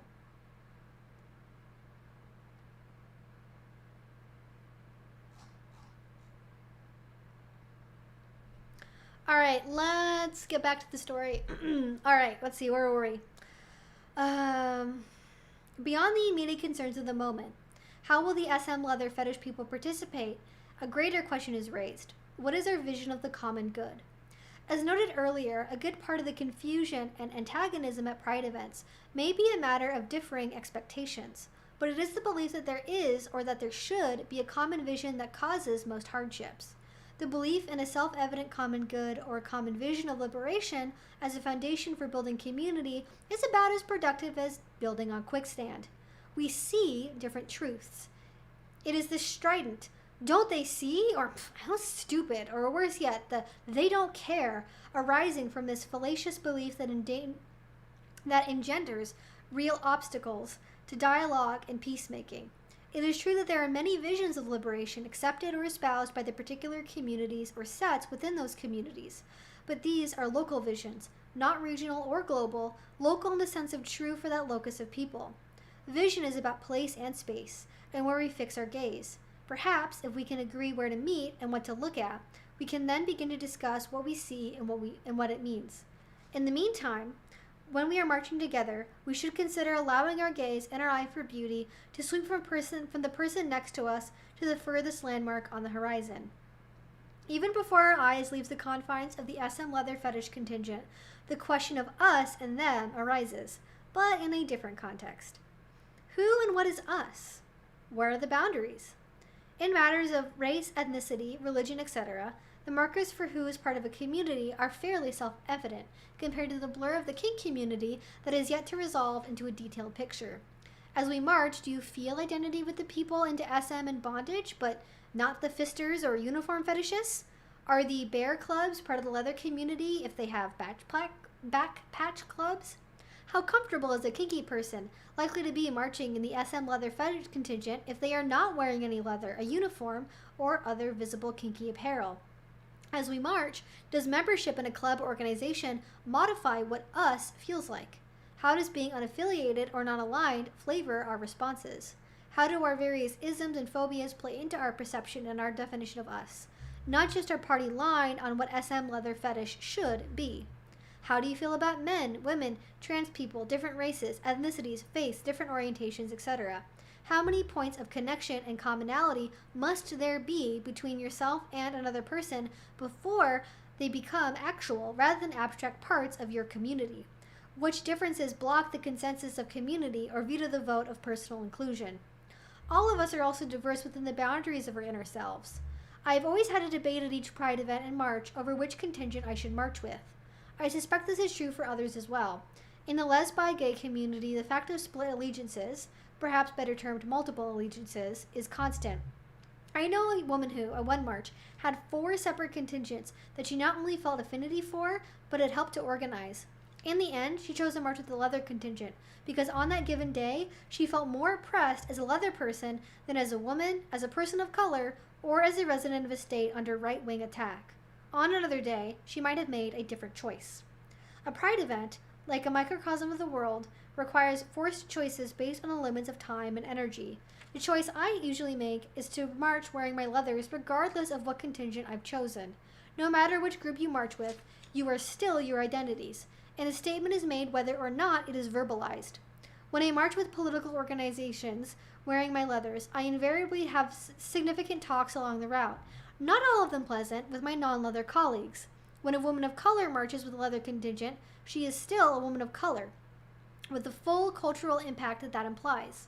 The diverse nature of the kink community and its youth as an organized and identifiable community creates special tensions that could be harnessed for positive ends. To the degree that we are open and willing, we can teach and be taught in the special environment of a Pride event. Multiple allegiances become particularly acute when speaking of sexual orientations. I consider my kink identity to be co-equal with my gay sexuality.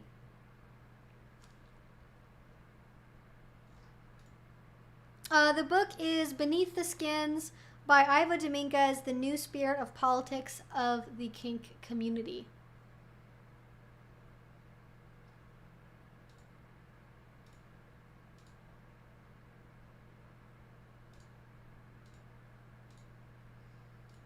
Why is it whenever I'm trying to read, that's when this happens? Okay, I think I got it. I consider my kink sexuality to be co-equal with my gay sexuality. I also believe that human liberation is only possible if it includes a movement for sexual liberation. Given this, the presence of straight SM leather fetish people at a primarily queer pride march makes exceedingly good sense, in the same way that men marching with women for women's rights makes sense.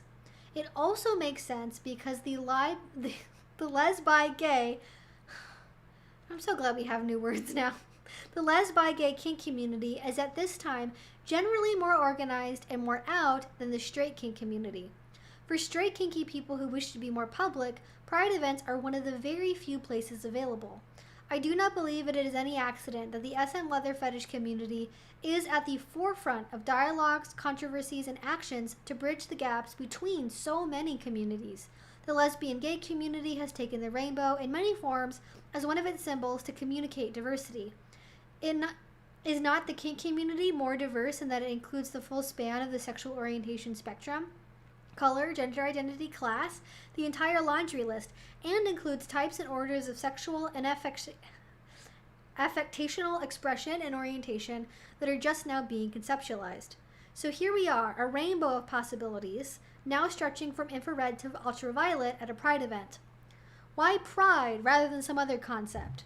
In the history of movements and communities of oppressed people, the most prevalent side effects of oppression are lowered self-worth and self-esteem.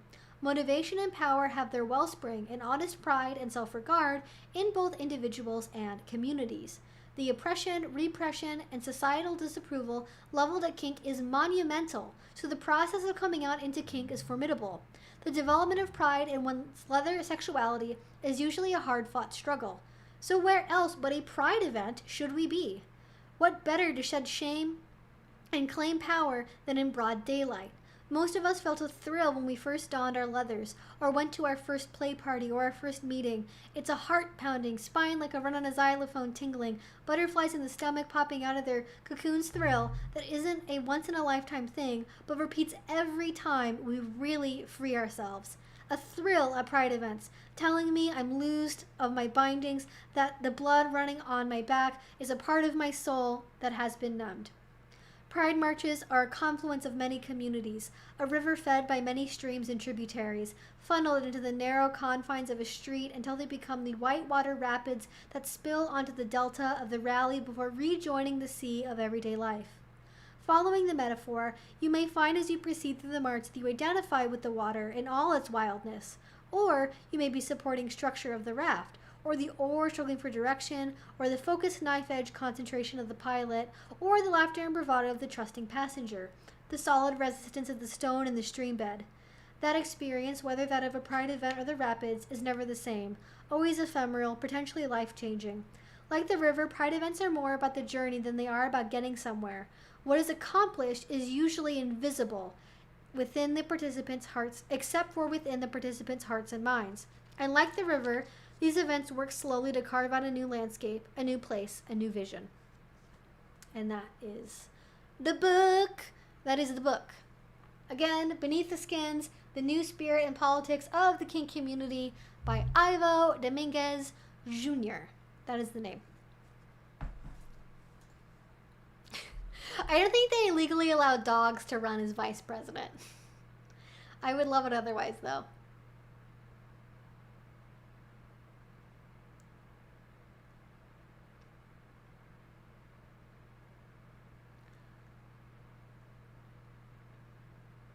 How do you strip without clothing? Blankets? Like changing stalls? Does that count? I really like this. This is a good book. I don't know if there's any way to be able to find this still. Again, I think it's out of print, but you know. Do you guys want to see my dog again? She's very sleepy. Look at that. Look at that perfection. She doesn't even know. She doesn't even know that she's on camera. Oh yeah, wasn't there a town in Alaska that had a dog mayor?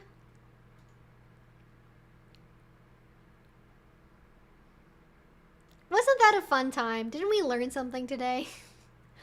Alright, so I'm gonna wrap up for now. Just enjoy the dog. There should be, emphasis on should, there should be a video coming out on Sunday. Fingers crossed, knock on wood, all of that good stuff. I'm so ready for this Manson video to just be done, TBH. I think the reason why this might be out of print is because the publishing house changed hands, but I don't know. She is very blissed out. The only way she could be more blissed out is if she was outside and chasing squirrels. That's a very active kind of zen for her, I think. So, the Kink at Pride discourse, I understand it. I think I know why people have concerns. I think it's worth thinking to yourself about why you have concerns and what things you are prioritizing or deprioritizing. Again, just to get it out there, my opinion, my ideal solution is to give people as many options for participation as possible. Having daytime events for families that maybe you just want to be able to have a nice block party, and then doing stuff that is more active and more like, you know, sexual carnival-esque later on in the evening and in the bars, and just being really clear about things like dress codes and expectations, so that way people are not surprised when they see things at pride parades that are very much within the dress code that for some reason they are okay with seeing in cartoons and wrestling and Disney villains, but not on like actual adults in real life. So yeah, YouTube really, they tried to Julius Caesar me, but they couldn't quite do it. Oh, Pomeranians are very cute. I do love Pomeranian puppies. They're like little potatoes. They're so sweet. Listen, if our country went to the dogs, it might actually be a better outcome. So this was a fun time. I had a good time today. My headache got really bad as soon as I was done reading that book. So I'm going to go try and fix that with medicine, and then do the last check on the Manson stuff, hopefully get that done. And I'm really excited. I just filmed, I think, some really, really fun videos you guys are going to like. Talking about Brat some more, talking about position training. I'm going to do a video on high protocol. We're going to have a fun time, okay? I have like so many really great video ideas that I'm super hyped about. And I hope that you all are hyped about them.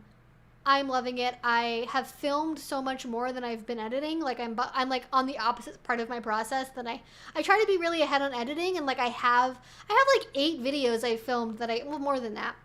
Yeah, maybe 8. I think I have 8 videos I filmed that I just need to edit at this point.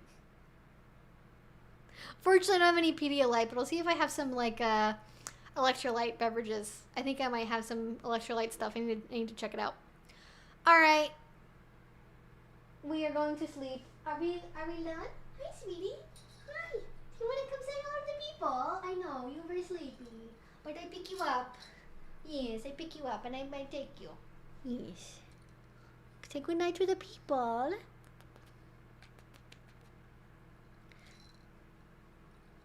Good night. All right. Talk to you guys soon. Bye.